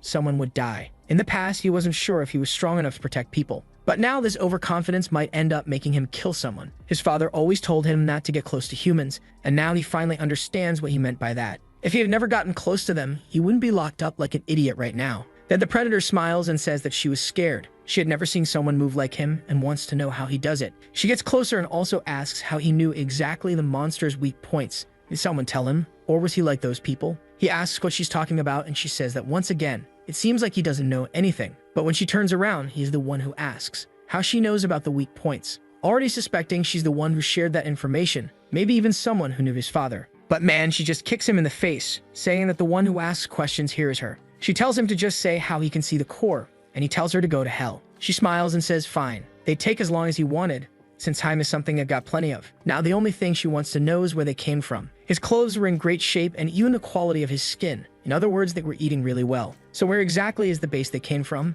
He mumbles some things and she gets closer to listen. But man, she nearly got bitten by a shark. She falls like an idiot, face first to the floor, and she pulls his face, asking if he wants it just as much as she does. He says once again that he's not going to tell her anything. Then she responds that he doesn't understand what's going on. He's livestock now. That's when she notices something strange. The wound on his face was already healing. She asks if that bastard is even human. How could a person's injury heal in minutes? Next scene, there's that guy with no arms or legs, and she asks if he really can see the light that comes off humans. Trembling, he says yes. He can see the light of people, of humans, and of monsters. She then tells him to take a look at the boy. Obviously, she means Blue, who's off in the corner, and he stares at him for a second. Then he says that he's blinding. The predator is surprised, and he says that anyone could see it from a distance. The boy was overflowing with energy, or rather, life force as it's called. Now the predator says she understands why his smell was so delicious. Then someone behind her warns that they're running out of food, and that maybe people are going to start complaining. Not to mention some were already upset about the number of casualties from the last incident, and the fact that they didn't execute the one who caused the mess. So maybe the best thing would be to find their base first. The predator gets close to Blue and says he must have heard already, so he better speak up about where they came from. Obviously, he says nothing, and she says fine then. Since he didn't want to say it, he'd entertain her in another way. Before he could understand what was happening, bam, a flurry of scalpels to the back. And she says she's curious to know how his regeneration works. He better endure it well because she's full of energy. From sunrise to the wind blowing and all the way to nightfall, man. It was already late at night when he finally hit the floor and she disappeared for a while. Guess who comes into the room? That stump guy dragging himself on his knees, saying he came secretly to find the boy. Confused, Blue asks what he's doing there. Isn't he one of that woman's slaves? He replies, of course not. He was captured by that lunatic too. At first, they kept him there as cattle, but eventually he got promoted to eye, and they started doing weird experiments. Ever since the day they let a monster eat him, he's been able to see this thing called life energy, whatever it is. But he says that's not important. He's here to help Blue escape. He also has someone helping him, and soon they're all getting out of there. But for now, he's leaving before anyone finds out anything. Blue asks if he saw a blonde-haired girl among the new people. He says no idea. He's never seen any blondes around here. And right at that moment, boom, the predator is right next to them. The poor guy drops to the floor. Someone nearby says not to kill the eye. He's the only one who can see the weak points. She then walks over to Blue and asks if he enjoyed today's game, and says she's sad to see he's still thinking about running away. Blue simply replies that her torture is nothing. He's been through much worse in the basement. She, however, just asks if he's not curious about how his friends are doing. Next scene, they're thrown into the room, and she says Haru's pretty persistent too. Up to now, she hasn't gotten a single drop of water and hasn't said a word. That's why she came up with a nice idea. She grabs one of Blue's fingers and says that if Haru doesn't talk, she'll break them one by one. First one's gone, man. Haru screams, telling her to stop. The predator asks, so when are you going to talk? But Blue just says not to let her say anything at all. With that, his second finger is broken. Next scene, outside, some guys are talking about how each day is getting worse. The torture lasted for countless days, and the predator kept saying that since he was much better, she could try whatever she wanted, he would regenerate. Blue, on the other hand, was already trying to figure out how to escape, but he noticed something strange. Those cuffs they put on him were suspiciously perfect for blocking him. He couldn't bring his fingers together, so he wasn't able to activate his life force. It was almost like they were made specifically for him. Meanwhile, the predator is still wondering how he moved that way and what that power was. She then says again she'll give him another chance to say where the base is. For a moment, Blue thought that if he just gave that info, everything would be easier. But now he already knew what people's faces looked like when they were sad or when they were happy. He couldn't go back to when he didn't understand those things. That's when the predator grabs a pair of pliers and asks about the regeneration of his fingernails. Haru screams, calling out to him. But sometime later, the predator says she's leaving and she'll see him tomorrow. Haru asks if he can still even think straight. But Blue's just hearing his dad's voice in his head, saying he's an idiot who was warned. The more he trusted and got close to humans, the more he'd get hurt. Our boy starts remembering the first times he saw Haru and begins to tell himself that maybe if he'd never met her, none of this would have happened. Right at that moment, the predator comes in again, saying it's time to start the day. Yesterday, it was the fingernails. So today, it'll be the toenails. But that's when she gets startled, seeing Haru saying this time it should be her. They both turn and Haru says she can't bear to see him in pain anymore. Confused, the predator asks if she really liked the boy that much. Haru just lowers her head, and the predator comes closer, saying she was tired of Blue's reactions too. Haru closes her eyes, apologizes, and says yes, it was her fault. She offers her foot and tells her to just get it over with. But when the pliers are about to grab the nail, Yujin appears and says they'll cooperate. The predator and Blue turn, asking what he's thinking and where he's been. But he just says he'll tell them where the base is. Blue is shocked, man, and the damn woman celebrates, saying he finally changed his mind. Our boy yells, asking if he's gone insane. Why would he betray everyone like that from the base? But man, Bujin just gives him a headbutt to the neck and says he's not useful anymore. He thought the boy had some sort of insight into the truth about the monsters, but he was just disappointed. Even with a power like that, he barely used it. He really was incompetent and pathetic. So that's it. He was going to betray them. Blue tries to say something, but Gujin just covers his mouth and says they have nothing left to talk about. Sometime later, on a balcony of one of the buildings, the predator asks what made him change his mind. Gujin says that now it's more logical to cooperate with her. The woman compliments him, saying at least he held out longer than the girl, obviously referring to the damn Ji-yun, who apparently agreed to cooperate the moment she was seen. The only problem is that she doesn't remember where that damn base is. All twisted up, Ji-yun apologizes, saying she never really looked at the map, she just followed everyone else. Hu-jin, though, tells the predator to get ready because they also had fighters at that base. It would be better to bring everyone and wipe that place out than take it for themselves. The predator says he really doesn't have a heart, and with that, their group begins to move forward. On the way, someone asks the predator where they're going and why they're bringing those two along. With so many people around, it was only increasing the risk of the monsters spotting them. But she says that's what makes it more fun. She wants to see the look of despair on their faces when they see their own base being invaded and destroyed. It's just a shame the boy isn't saying anything anymore. He looks like he's broken. Haru, next to him, says she knows he doesn't want to talk to her, since it's her fault they got caught and are being forced to go through all this. They keep walking and Blue doesn't say a word. She glances at him, lowers her head, and once again apologizes. But suddenly, Blue stops and turns toward her. She's a bit confused, and out of nowhere, he sticks out his tongue. Haru doesn't understand anything, and Gujin up front asks if she brought everyone like he told her to. The predator says yes, obviously, and they all came. Only a few people stayed back at the base to guard the cattle. Suddenly, he says that everything is really going according to plan, and stops. The predator is on alert, and the people in the group start wondering why he stopped out of nowhere. The place was completely isolated. He says that yes, right there in the middle of this area, there were no buildings to hide in. They were surrounded by the city and had only one way out. It would be extremely dangerous if they were attacked by monsters there. The predator gets closer and asks what he means by that. Then Gujin shows the same hand signals. First, the one for move forward and keep hiding. He didn't show the attack signal, but he showed the one for retreat, and says that means it's better to get away and avoid a fight. And of course, there was one last signal. When he touched his chin, it meant he was lying. And that's exactly what he did when he told our boy he was going to betray him. The predator tells him to stay put, while Blue sticks out his tongue again at Haru. At that moment, when Bujin silenced him earlier, he also gave him the key. Now he gives the attack signal, saying that it means it can't be avoided, and the only solution is fight. Before the predator could understand, Haru had already unlocked Blue's cuffs, and now he was free. One of the guys shouts that the boy is loose, and the first fool turns around, telling the boss not to worry. The predator tries to yell warning, but too late. His head had already been crushed. Everyone's jaws drop as the guy gets sent spinning like a top. He gets launched far away, scraping his face across the pavement in front of everyone. The rest of the group realize he had died in one attack. While the predator puts her hand to her face, she says that guy was really an idiot. From a distance, someone else sees the same signal Bujin gave. Man, it's the stumped guy on the mountain. How did this dude even get up there with no legs? And right then, it seems like a signal for something. And explosions go off at the start and end of the bridge. A bunch of works nearby. It lights up. The whole area engulfed in flames. Immediately, the predator turns to Bujin, saying this was his doing. And obviously, since it's fire, monsters start coming in from all sides. Worse, the escape route had collapsed. The predator puts her hand on her head and starts scratching her hair, saying they have no choice. Someone would have to act as the eye, while the rest take care of those two. Then she looks to the side, sees Haru, and already knows exactly how she's going to stop them again. She decides that she'll either kill the girl right there or make her a hostage again, and she already aims for the heart. But this time, Haru woke up. She dodged. The predator is stunned, but Haru ducks, evades one attack, evades another, while remembering the moment she got captured and telling herself she wasn't going to let her guard down again. Thinking about how much Blue had suffered, she couldn't let her fear get in the way of the team anymore.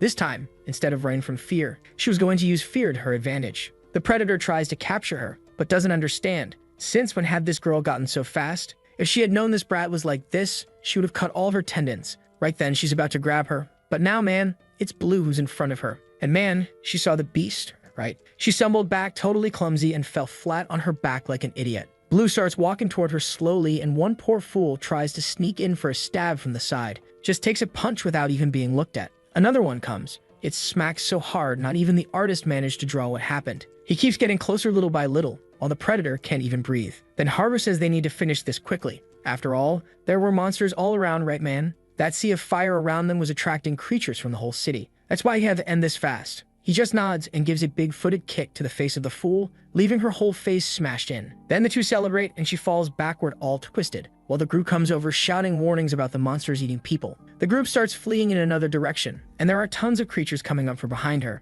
She shouts to bring the eye guy while our boy and Haru are running in Gujin's direction. Gujin calls out to our boy, who shows up and punches him right in the cheek. Haru, confused, asks why he did that, but he just tells Gujin that he's sure he was the one who told them about the life force. They had no idea he knew how to do something like that. Gujin says yes, and he was also the one who told them to bind his fingers. Blue asks why. Because of that, they were tortured for all those days. Gujin replies that he made that choice based on his behavior. He simply chose what seemed to be the most effective strategy. At that moment, Blue remembers what Gujin said when he came into the cell and asks if he meant it. Gujin says yes. He didn't like the boy. The indecisive way he acted created holes in every plan he made. If he had that power, he would have used it in a much more efficient way. The power Blue had was too much for his capacity. Then Blue asks, "Then why didn't you dodge that punch?" Obviously, he didn't use any power to land the hit, so he definitely saw it coming. Gujin answers that it's because even with all that, he still needed him. Then our boy just turns his face and says that Gujin was truly frustrating. He offers a hand to help him up, and Gujin says he is too.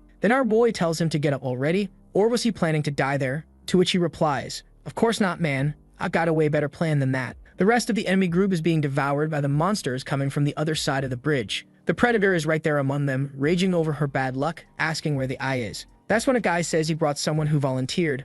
Apparently, he could see life force. The predator smiles and says they'll reward him later. But when they remove the bandage, look who it is, the Mohawk guy saying he can finally see. And now it looks like the Mohawk passed some test where the chance of survival was extremely low. The guy warned him that if it went wrong, he'd die on the spot. So why was he trying something like that? But remembering how Gujin and Blue fight, he just says he didn't want to be left behind anymore. Then the guy stares at the creature and says he could finally see the so-called weak point. The predator tells him to say it already, but he's a bit confused and asks if she's talking to him. And all twisted, he answers, "Not really in the mood." She doesn't really get what's up with this crazy bastard who goes jumping around not caring about anything. That's when the bald guy shows up, remembers it was him who attacked. The people apologize, saying they really thought he was part of their group. At that moment, the predator understands. That means they didn't have anyone who could see the monster's weak points. And man, she's nuts. She runs and throws herself into a creature's mouth, saying that if that's the case, she'd become the eyes. Either way, the only thing left for those who lost would be death. Meanwhile, the group flees with Gujin saying that was the best option, since everyone surrendered. He needed all those people to disappear at that base and get eaten by the creatures. Harvey says that even so, it was insane. They could have been eaten. The chance of that plan working was a thread. Gujin turns and says that even if it was just a sliver, he could see the possibility of the three of them getting out of that place alive. Until suddenly he stops, and right in front of him is one of those 15-meter-tall creatures. Another one off to the side, full of knives in its hands, and a girl trying to run away. But the poor thing gets pierced through the chest and is lifted and turned into Rain Man. While she's still dripping down, Blue is getting ready to attack. Gujin asks if they're both ready. Harvey says more than ever, and look who's already got the glowing finger ready, saying of course. The monsters were coming in from behind. But as soon as the fingers linked up, boom, the boy glowed. The first attack comes, Haru dodges it, and Gujin defends, while Blue is already advancing from the side. Problem is, even as he closes in on the first one, an attack from the second one is already incoming. He ducks just in time, while another creature is doing something so bizarre. He can't even tell what's happening. These monsters are freaky as hell. He passes by Gujin, who's charging at the other monster, activating his prediction. Now the boy's in full swag mode, dodging deadly blows, leaping over attacks. As strong as they were all still within the possibilities. He looks for the core, and sees a strange blue orb on its back. The problem is, it starts to pulse, and he feels a strange sensation again. The same energy he felt gathering in his finger earlier. And man, it seems like that red flicker breaking is his prediction failing. From the creature's eye, a laser shoots toward him. When he thought he was going to be skewered, bam, Haru rushes in from the side and headbutts the monster, making the attack miss. They both escape behind cover, and he asks how she did that. She just says he looked like he was in danger. Then another monster comes while he's getting up with his sword. That power he saw was the same as what Blue possesses. The ability to create possibilities and go beyond what can be predicted. It was a power he didn't have, but even so, he'd do everything he could to kill that thing. Blue lands a punch square on the monster's head, sending it spinning backward. And right after, he's already going in for a knee strike. The problem is, there were too many creatures around, and he couldn't afford to run out of energy mid-fight like last time. So he had to conserve energy, but also be fast about it. He dodges another attack and lands a solid punch right on the creature's core, which starts cracking. Then another one comes in for a bite while he sees a weird glowing sphere. He keeps dodging, weaving side to side, then lands another knee strike. The core finally shatters and the creature dies. Meanwhile, that other plant monster is shooting lasers at Gujin. At least from that distance, his prediction works well enough to dodge. He dodges one more, plants his sword in the ground, and turns to charge toward the boss. The monster's preparing another attack, but Gujin rushes in with 2 daggers, dodges one strike, and now he sees the core up close. Looks like the strike will land clean, but it's not strong enough, and it only causes a crack. Now there are attacks coming from all directions, but when you see a blue glow, you already know who's coming, right, man? Blue arrives, stomps down on the dagger, and smashes the core in. The blade sinks in. Gujin falls back in full swag mode, while the monster crumbles right in front of him. But it wasn't over yet. Haru was running from another one, but at the same time, our boy shows up and finishes off another. Meanwhile, the rest of the group that was getting eaten is over there screaming for help. If there's a curvy little blonde being saved, you already know who it is, right, man? It's the Mohawk guy, saying she promised him a wish if she was rescued. He leans in and whispers something in her ear. Right away, she turns red, asking why he wants something like that. But after hearing the screams of terror all around, she says fine. If he gets her out of there, she'll do whatever he wants. Then the Mohawk throws up the rock hand symbol, celebrating. And obviously, right guys, the predator came out from inside the creature. Whoever thought she was going to die had to be really naive. And since she survived that, she started to see life energy. Now she was beginning to understand how that boy's movements worked.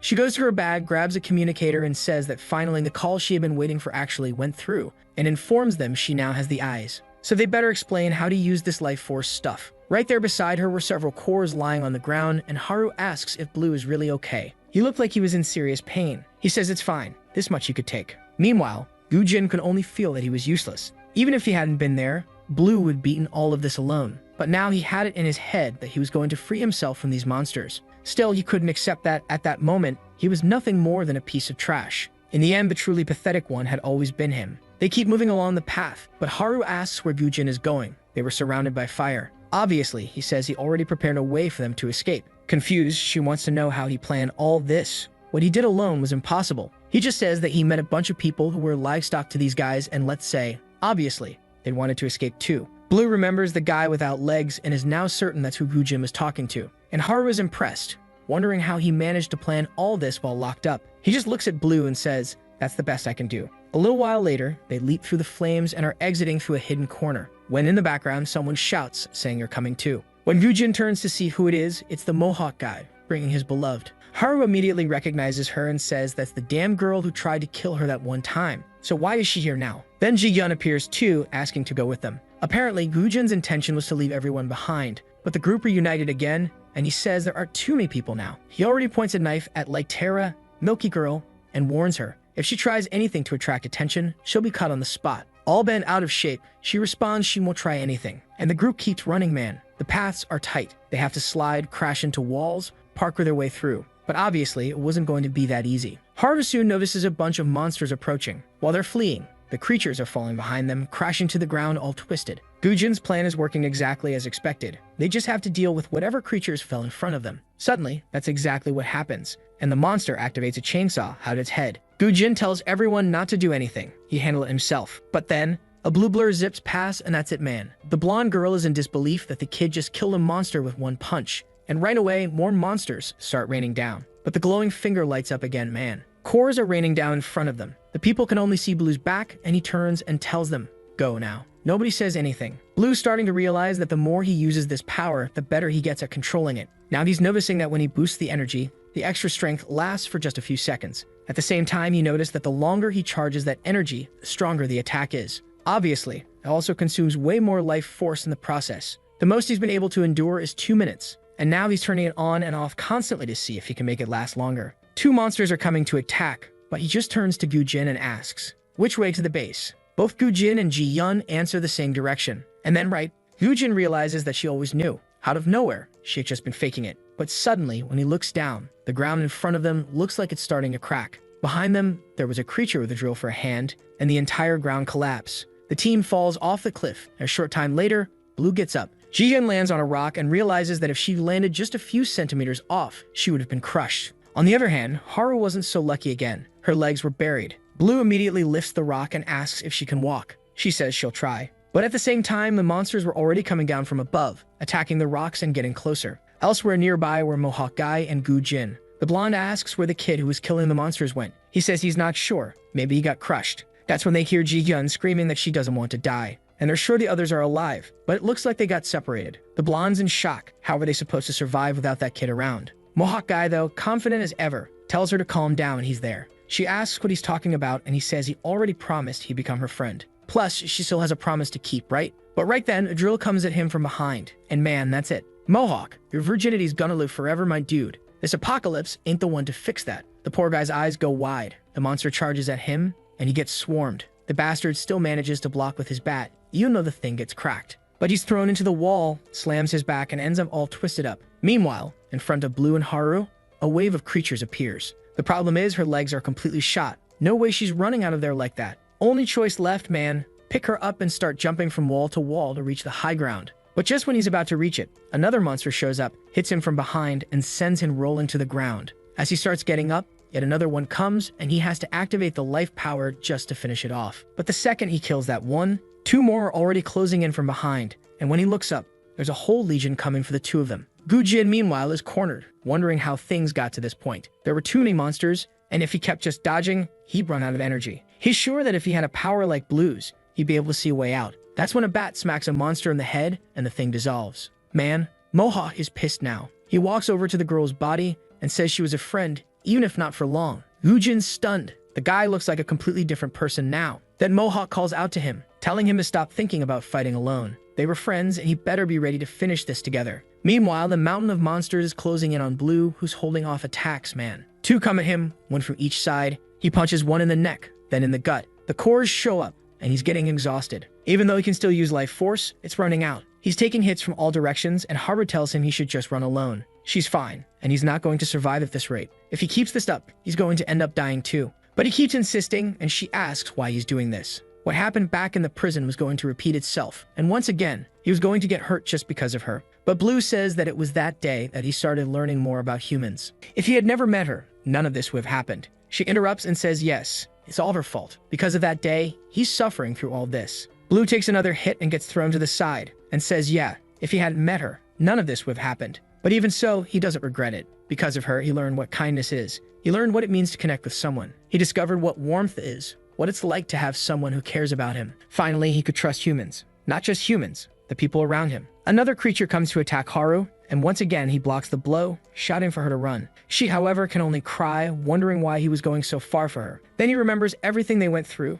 turns to her, and says it's because she's precious to him. But at that exact moment, while fighting the monsters, he sees his father asking if he really trusts humans and warning that if he keeps going down this path, he'll keep suffering the same pain. He'll get hurt, he'll be betrayed, and those scars will keep eating away at his soul. Blue answers that he doesn't care. He trusted in the kindness people had shown. He trusted in the warmth they'd given him. And from now on, he didn't care if he suffered. He would walk a different path than his father. But while he's shouting that, 5 or 6 monsters are approaching, and even worse, he sees dozens more heading straight for Haru. But then the life energy ignites and he rips through the ground, smashing through everything. He goes through 2, 3 of them, while picking her up in his arms. In the middle of it all, he still manages to stop, turn, and tell her that he'll never let her die. But even then, there are monsters on all sides, and he activates life energy again. Haru can only see flashes of punches flying, knees slamming, fists connecting, a blur of movement while she yells his name, as he tears through the creatures, lightning flaring all around. When everything ends, a legion of cores lies on the ground. Blue is completely gasping for air and exhausted, and collapses. But right then, he hears footsteps. Another one is coming. Haru freezes, and Blue, no matter how much he wants to move, has no strength left. He passes out, and sees himself back in the room with his father telling him that he had a heart that reminded him of his mother. No matter how many times he told her to stay away, her kind heart would always get her hurt. That was exactly one of the reasons why he couldn't let the boy go to the surface. He didn't want to go through all that pain again, but the boy could keep pushing to get stronger. Blue gets up, and the monster hits him, smashing rocks into his body. His father says he had the chance to become stronger than he ever was. Rocks hit his face, but even bleeding, he keeps moving forward. In a last attempt, life energy activates once more. His father says he could become strong enough to stick to any convictions he chose. And with that, man, the ground explodes right as the creature is coming to smash him with a palm strike. Face to face, Blue doesn't flinch, and tears open a crater in the monster's chest. Holding the creature's core, he remembers what his father once said. This was their potential, those who carry the blood of the blue flame. Meanwhile, Hoojin is asking Mohawk how he knows where the monster's weak point is. He answers, he can see it. Those guys ran some tests on him, and eventually, he started to understand what this life force thing really was. Just like Blue said, it's a weird energy that runs through everyone's body. Another creature comes charging in, but now look at Mohawk Man. He slides past it and says, I'm coming in from below, and comes in with a bat strike. But Gu-jin notices that he's not actually aiming for the core, even though he knows exactly where it is. Mohawk remembers that this is the guy who killed his blonde girl. He says there's no way he's letting him die that easily. Not a chance. Slash across the chest, sidestep, and another hit. Gu-jin can't believe it. The guy's moving like he doesn't fear anything the monster throws at him. The guy was clearly more beast than man, but his methods were totally reckless. Gu-jin thinks about helping, but Mohawk just says, "Stay where you are. Don't come any closer." He's the one who's gonna settle this, man. Yeah, but even with all this badass attitude, he gets stomped in the chest and thrown into the wall. When Gu-jin's about to curse this idiot, out of the smoke, Mohawk appears and says, "Is that really all you've got?" Meanwhile, back with Blue, he had forgotten those memories. Now he's starting to realize that his father somehow always knew he'd end up on the surface, and that's why he always warned him not to get close to humans. What he doesn't understand is why his father was so afraid of society, or what they had done to him. Haru approaches, calling out to him, but our boy can't move a muscle. Then he remembers his father saying he had already explained why he was put in that basement. The reason was simple, so he could survive the apocalypse.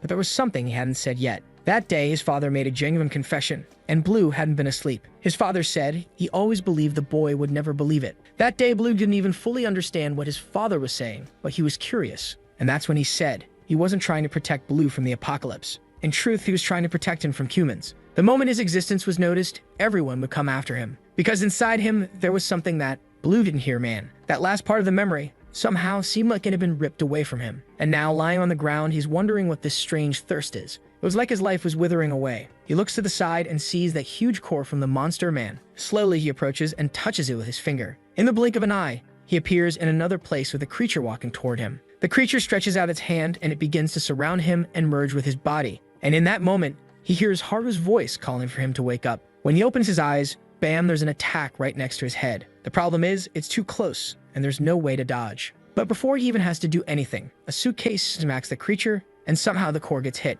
Man, Ji-hyun actually did something for the group finally. Meanwhile, Mohawk and Gu-jin are still trying to hold it together. The numbers weren't going down, and they were starting to reach their limit. And obviously, since they weren't like Blue, they had to watch each of his backs, right, man? Their reaction speed was way slower. Already knowing they'd have to get out of there before things got worse, Gu-jin turns to Mohawk and says, "It's time, man." So the two of them start running, dodging around some rocks toward the only exit there was. But halfway through, when Gu-jin looks back, Mohawk had been grabbed by two monsters. He smiles at Gu-jin and says he doesn't want to see him die like everyone else, so he better run. Of course, Gu-jin asks why he's going so far like this, and Mohawk just replies, "Don't need a reason, man. We're friends." That, however, only makes Gu-jin even angrier, who's wondering why this idiot is putting his life on the line just because they're friends. The poor guy is going crazy.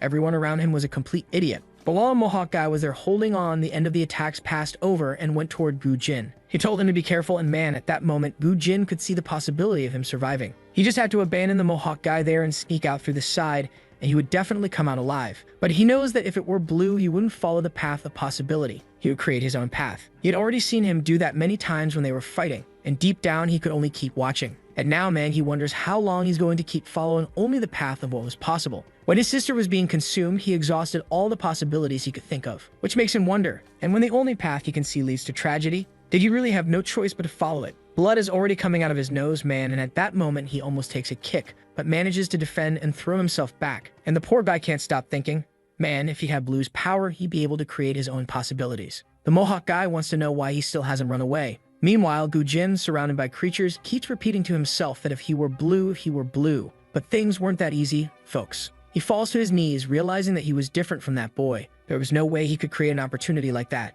Then he starts to turn around, saying that the only thing he can do is follow the path of possibilities. However, when the decision had already been made, man, on the back of one of the creatures, the bat hits. Even trapped, the Mohawk guy was still helping. Gu-jin thought that was the only way for him to survive. And then he starts wondering exactly why he wants to stay alive. Since when and why was he trying so hard not to die? At that moment, his sister appears on his back and says that he promised. He said he would avenge her and would kill all the monsters. Suddenly, Gu-jin stops and says he had forgotten. Now he remembers why he had to keep living. And then he turns to Peace, saying that he's going to live to kill all of them. If he wasn't capable yet, the only option was to get stronger and stronger. He was going to find a way out of this, even if it seemed almost impossible to see a solution. He keeps trying dozens and hundreds of times, saying that even if he had to think thousands, he wouldn't give up. Then he remembers Blue's moves and starts to replicate them. In the very next second, though, he already starts to notice that the sensation of energy coming from Blue was different from his. The life force coming out of his body was the same one he had felt coming from that monster. Meanwhile, the Mohawk guy is there, man, agonizing, not knowing why he still hasn't run.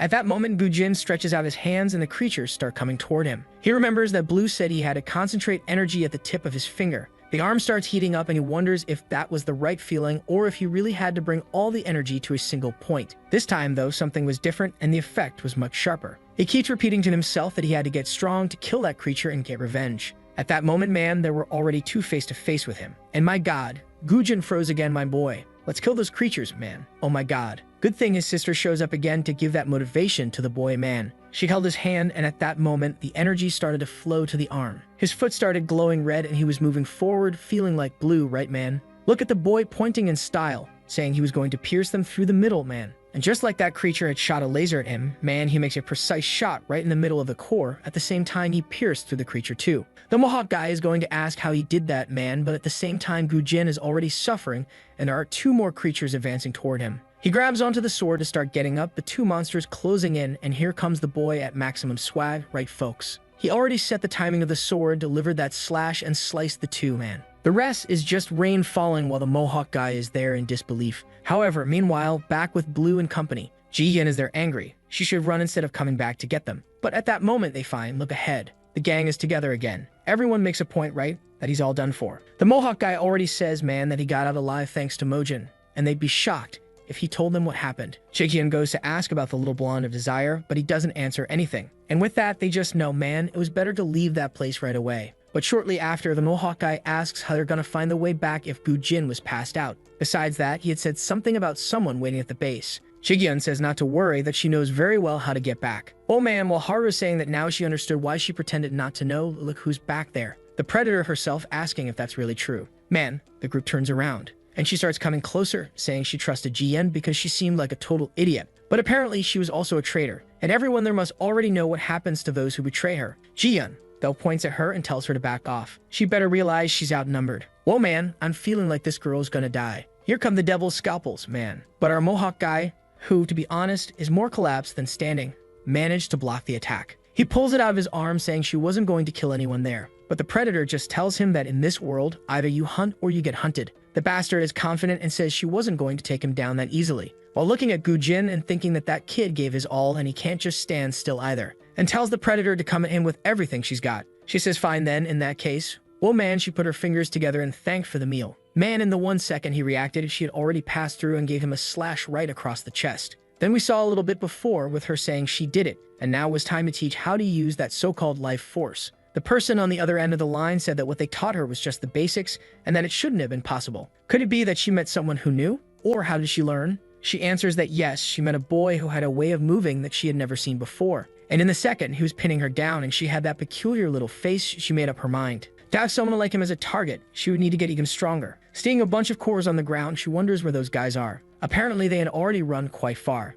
When she remembers that in the room, the guy mentioned that Blue had a huge blue aura that could be seen from far away. And the other person on the line asks what is that about a blue aura and tells her to stay right there now. She, a little confused, asks why, and the person on the other end just says that this is a problem she's not going to be able to solve. But she ignores it and says she doesn't care. Now with everyone falling to the ground, she wonders why that guy looks so scared. These people were good for nothing. Haru, poor thing, is all trembling there, shaky, telling her not to come any closer. The Predator laughs, sends the scalpels, and Haru dodges, and the girl still manages to go for another attack. But the fierce one, talk about her, got out of one more. This Predator says she knew she was really going to be trouble. Yeah man, next scene, already caught by the hair. The Predator already realized that now she's bleeding from the nose. Apparently, whatever this power was, it demanded a lot from the body. At that moment then, she tells Haru that she had mentioned cutting her tendons. The blade is already behind her calf, man, when someone suddenly passes by and pushes. It was Blue, but he's all beaten up. He managed to keep the cut from going deep. The Predator is impressed. Then, she glances to the side, and I think she gives Haru a kick. She turns to our boy and says she was excited to fight him again. Poor guy though, man, he's like Rock Lee versus Gaara.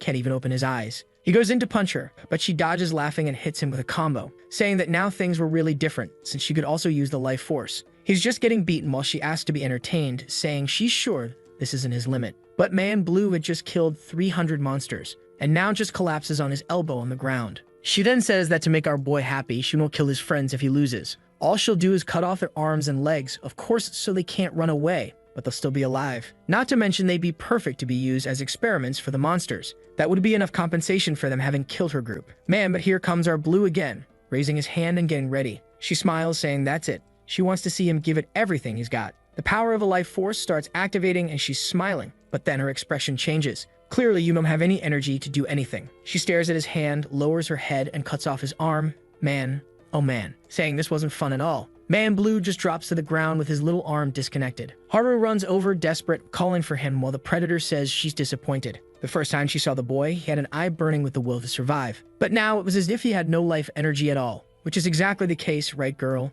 Then Haru Man builds up some courage and goes in to throw a punch. Obviously, the predator dodges and laughs, asking what kind of idiot punch was that. Really, she was a coward who was only good at dodging. Poor Haru, right man, just falls to the ground like an idiot and the woman laughs, while asking her to keep trying like that. The more she struggled, the more she could enjoy the despair she was in. Haru keeps insisting, and little by little Bujin is opening his eyes, seeing her fight man. The Mohawk guy also wakes up and immediately gets shocked to see Blue's arm is there and his eye more shut than open. His vision blurs and suddenly everything goes dark, until a little mosquito passes by man. Whoa! He tries to get up to catch it, but there's no arm, right my guy? The little mosquito keeps going into the invisible hand and goes to the predator's back up to her face. Smack. Got slapped, right man? That's what he used to do since he was little. He'd lick it and say it tasted sour. Even his dad, confused, would ask why he did something so disgusting. A Blue who didn't know it was gross says that since it's weird like that, he's not gonna stop. The dad just responds that he doesn't need to stop, he's just curious why. And Blue replies that he ends up wanting to kill it because it keeps flying around in front of him. The dad just stared at him. Right in the end, the kid wasn't quite right in the head.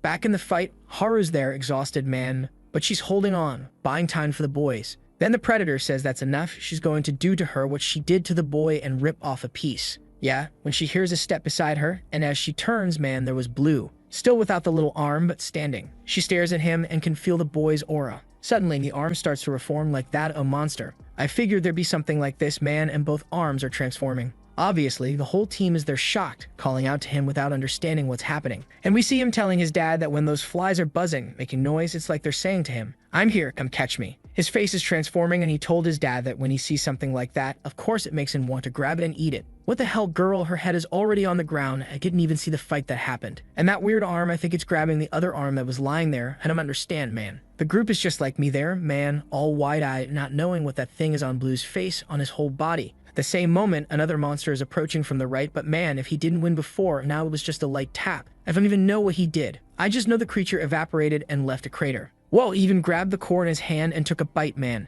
Gujin sees that man and could only note a blur of stars in front of him. Blue's whole body was filled with cores. Confused, he asks if he really was a monster, and already gets ready, saying it looks like he was tricked. He then sends an attack toward Blue, but Blue holds his own life force in his hand and rips it. Man, in 1 second, he's already beside him, puts his finger near his chest, and passes through him, man. Hujin passes out, and the same thing happens to the Mohawk guy. A little tap on the chin, and he drops to the floor. Then Blue walks over to Haru. He puts his hands on her shoulders, and she's already coughing up blood, man. I doubt he's gonna bite. No way. Haru grabs a little rock beside her and starts hitting her head, telling him to wake up. But he's still pushing forward, and man, now her eye is starting to go weird. She keeps throwing punches at his face until he finally opens his eyes and recognizes her. With that, the transformation starts to fade away, man. Meanwhile, Hujin and the Mohawk guy are knocked out on the ground. In the end, only the little guy was left standing. Even Haru, in the end, ended up fainting. Ah no, just because I said that. Look at the damn woman over there, man. As soon as she saw him approach, she already told him to stay back, calling him a monster.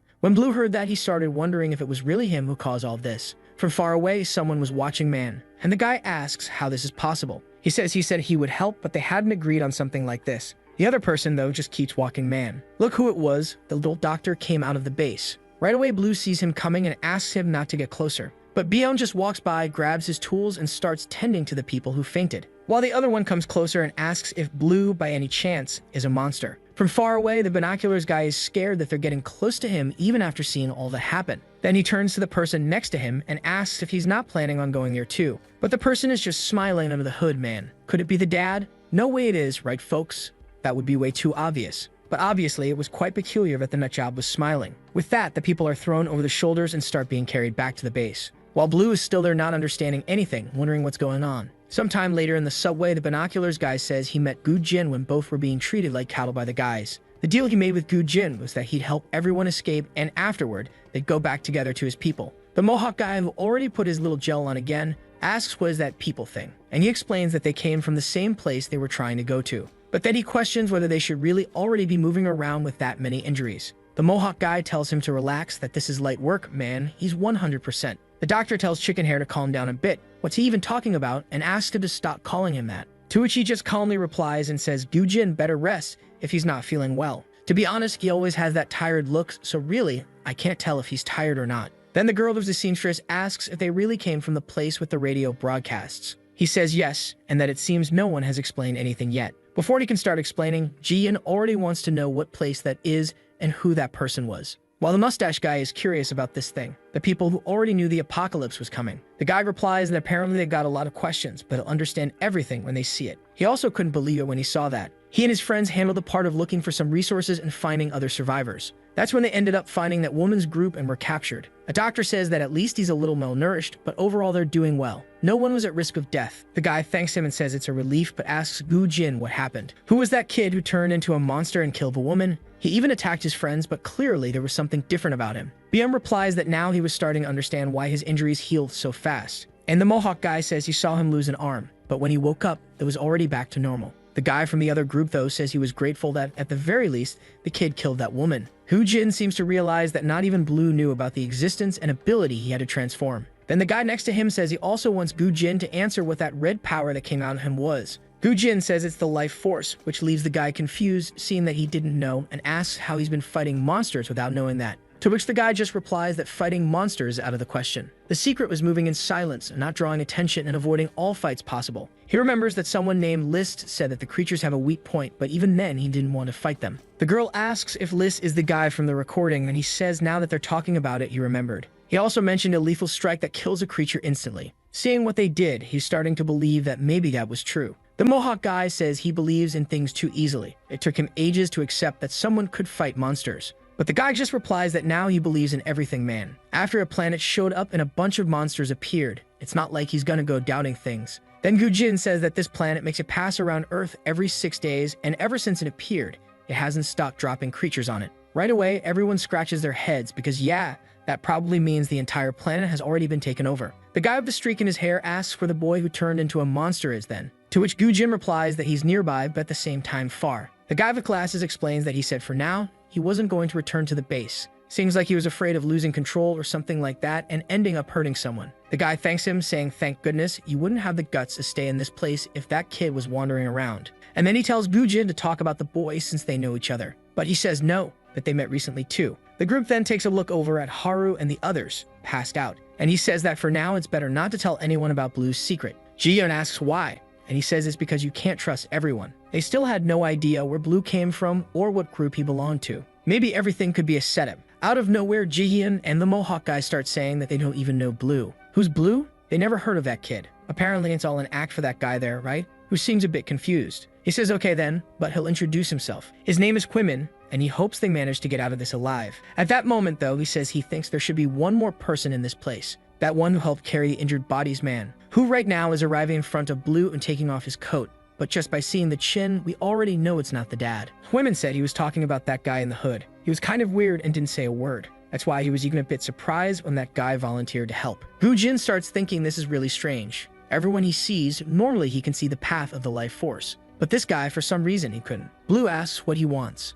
Then the guy starts to take off the hood and whoa, man, what is that? It's Gu Jin's brother, but with red hair. Strangely, Blue asks what he is. And the guy starts speaking in some weird language, kind of alien-like, and our boy doesn't understand anything. The crazy guy keeps talking to himself, laughing to himself, while Blue's yelling, saying he doesn't understand a thing he's saying. The guy stares at him, notices someone approaching, and puts the hood on. At that moment, Byum and that other guy with the glasses arrive, asking what he's doing there with the boy. Blue, however, just wants to know what happened to Gu Jin, the Mohawk guy, and everyone else. Byum says that Gu Jin and the Mohawk guy have already woken up. Haru, on the other hand, was still unconscious. At least it didn't look like she had suffered any kind of fatal injury. But obviously, Blue is blaming himself, saying this was all because of him. That he ended up losing consciousness in the middle of all that, and as soon as he woke up, she was in front of him. And he's sure he was about to attack her. And the worst part is that he found out that the feeling he hated when he was about to kill someone wasn't anger, guilt, or hatred. It was, for some reason, pleasure. The man with the glasses gets closer. Blue tells him to stay away, but the guy grabs his arm and says he trusts him. He trusts everything he's shown so far. Byum says he does too. He saw it with his own eyes. The strength he had, and also how he managed to calm himself down. He saw him almost die and still didn't hesitate to help everyone. As long as he had a heart like that, he was sure he wasn't a monster. He's sure Blue must have seen these people, the ones who are no different from the surface monsters. But suddenly, someone says no. It's Gu-jin walking in, saying that he's a monster. He wasn't even a bit different from the surface creatures, otherwise his power wouldn't make any sense. He wasn't different from that woman, or in fact was worse than her. He looked like a monster, and he was one. Confused, BM asks why he's saying all this. Gu-jin closes his eyes, lowers his head, and says that they need him. The bastard always loves doing this drama, saying that his power, knowledge, and very existence, all of it would be necessary for them to discover the truth about those monsters and face them. In other words, he didn't trust Blue, but he trusted in the possibilities he could create. Good thing the Mohawk guy shows up to lighten the mood, telling our boy to relax. Every real man turns into a monster at some point. What he wants to know now is if they're finally going to that place from the transmission and find that other guy who had prepared for the apocalypse,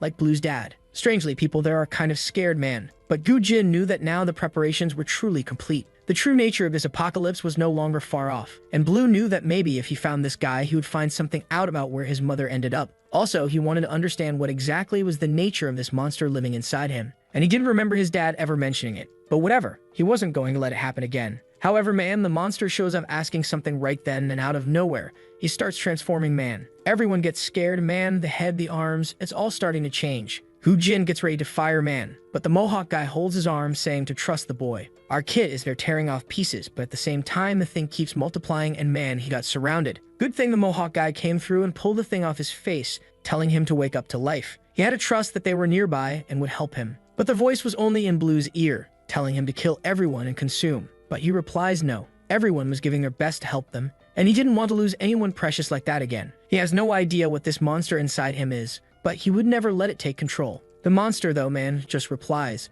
"That's what you think." Suddenly, a giant hand grabs him and starts pulling the boy as his vision fades. On the outside, he opens his red eye, and now everyone's trembling. That's when a man, the only one who can save the boy, shows up once again. Haru comes right up to his face and tells him to control himself and wake up. That's it. Finally, the mask fades away. Man, that demon, there's going to be hard to control. Normally in an anime, demons like that need something specific to happen, but this one just shows up out of nowhere. Get out of here. Sometime later, the group is asking how the food and everything else is going. Looks like they managed to stock up on some supplies since the people who fled from the base brought a lot. And the lazy one praises them, saying it's thanks to the old man and the Mohawk guy who always come back with full hands when they go hunting. She asks if Haru is still sleeping and Byum says yes. Seems like she was still recovering from that trauma. Obviously, he's talking about the day Blue almost transformed into a monster. Whoa, man, so several days have passed. Here I come with another opinion, but usually in anime the protagonists are like, I have a monster inside me, run away. But in reality, it's just poorly controlled. But Blue's one actually seems more dangerous than normal. Then we hear women talking to the group who stayed to manage the base.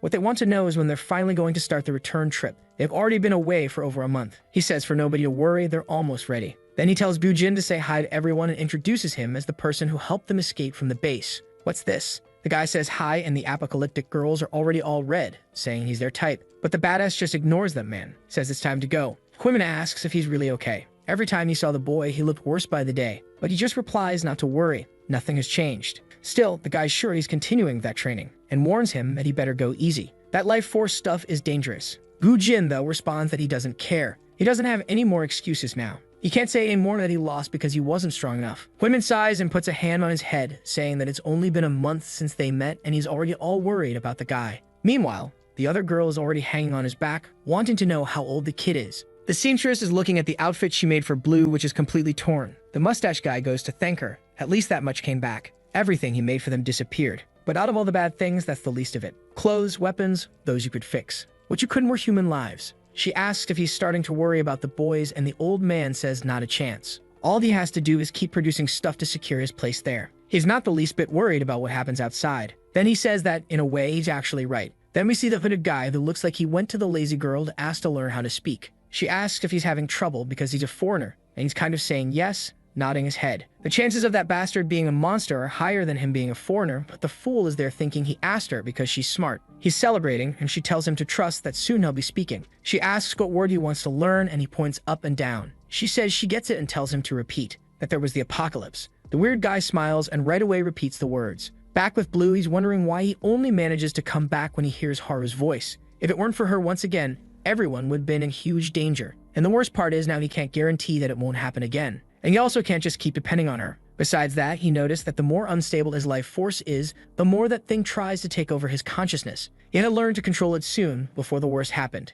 He then remembers that moment when he ran over the creature and passed right through to save Haru. For a second, he felt stronger than ever in his life. But no matter what he does, he can't recreate that same sensation. Different from when he only feels his arm burning. At that moment, his whole body was lit up. If he could recreate that, maybe he would never lose to anyone again. He starts training, running back and forth, saying he has to get faster and faster. He needed to keep training because on the next expedition, he already wanted to be able to do that. And apparently the next expedition has arrived, man. Everyone's already outside, even women's group. Seeing all the creatures, he says it's better they go back so they don't draw attention. But there's always one idiot who steps on a can and right away the monster comes to get them. But now a red flash appears and Gujin fires a shot, man. The e-girls are all in love, but in the same second, his nose bleeds. Obviously, he's already been noticing that every time he uses this power, his body is getting weaker. But he had to endure it. That was the only way. Huiman turns and says it was phenomenal and asks how something like that is even possible. But right then, Gujin's prediction activates and he tells him to get out of the way. Right next to Huiman's head, there was a giant ball of spikes and it was flooding the area, man. It was way too close. He was sure there was no way to dodge. And as they say, when someone's about to die for a second time freezes. The wind, the sound, and everything else. It's like the whole world stops moving for a second. The spike touches his cheek and he knows that now death has come. But now comes the blue flash, right, man? Blue shows up with a knee to the monster, throws it back, grabs the hand, goes for the core, and rips it out. Then the creature dies while women is there all twisted. He didn't even manage to see Blue's movement.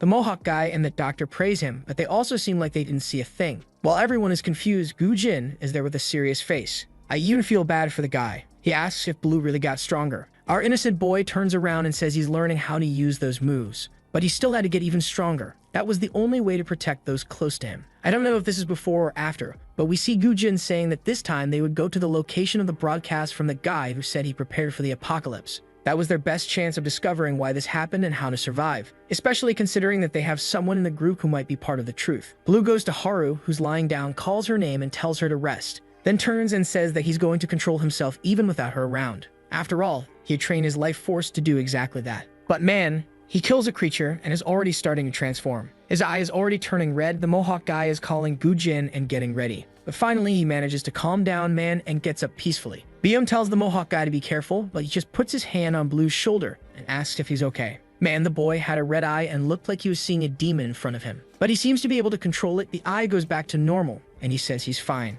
Ever since the monsters showed up on the surface, people have been living each with their own reasons. Haru wanted to run away from the past, the Mohawk guy was just having fun, and the rest of the group, man, just wanted to survive as long as possible. Others wanted to save people, and some sought revenge. Blue, on the other hand, just wanted to protect the ones close to him. And with that, the group moves through the city. The scene then shifts to another place where there's a pair of glasses we already know lying on the ground. Someone picks it up, puts it on his face, and says this is incredible. Oh crap. No, it's not him, man. It's not the boy's father. The guy just says it's incredible how everything is completely destroyed. Then another person shows up next to him and tells him to hurry up and keep picking things up. But he notices something and asks where he found those glasses. The guy shows him, saying they were on the ground. The dude starts trembling. Suddenly he screams, telling everyone to stop right now and go back to base. The little bald guy there wants to know what's going on, since they were in this place full of good cores. But the guy trembling says he's seen those metal chains on those glasses before, and he's sure they belong to that person. He saw him from afar but remembers very well. Now it makes sense why there are these signs of battle and this pile of cores.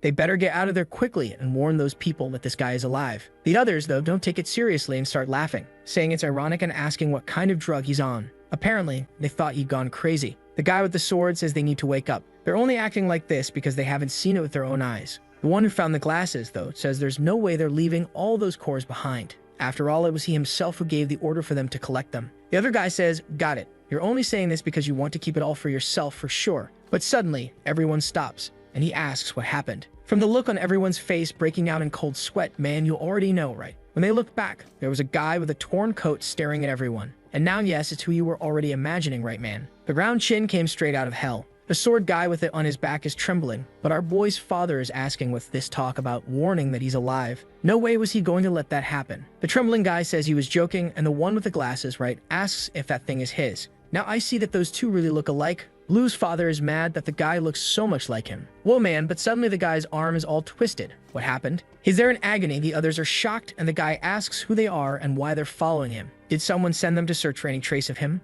But the guys are just as confused as he is, man. And the one whose hand was twisted also asks who he is. Nobody knows each other, but Blue's father just says it doesn't matter. Now that they've all seen him, he couldn't let anyone there leave alive. Whoa, man, and look at that little blue finger showing up. The bald one says the blue life force only belonged to one person. That the guy in the shirt starts trying to run away, saying it was him and that he warned them. But the rest are getting ready for combat. Blue's father, though, says he's not sure you could even call this a fight. The blue glow starts appearing on the tip of his finger and goes straight into a like on this video that helps Mamoru make more juicy content for his viewers. Activate the cheeky little bell, and I'm out.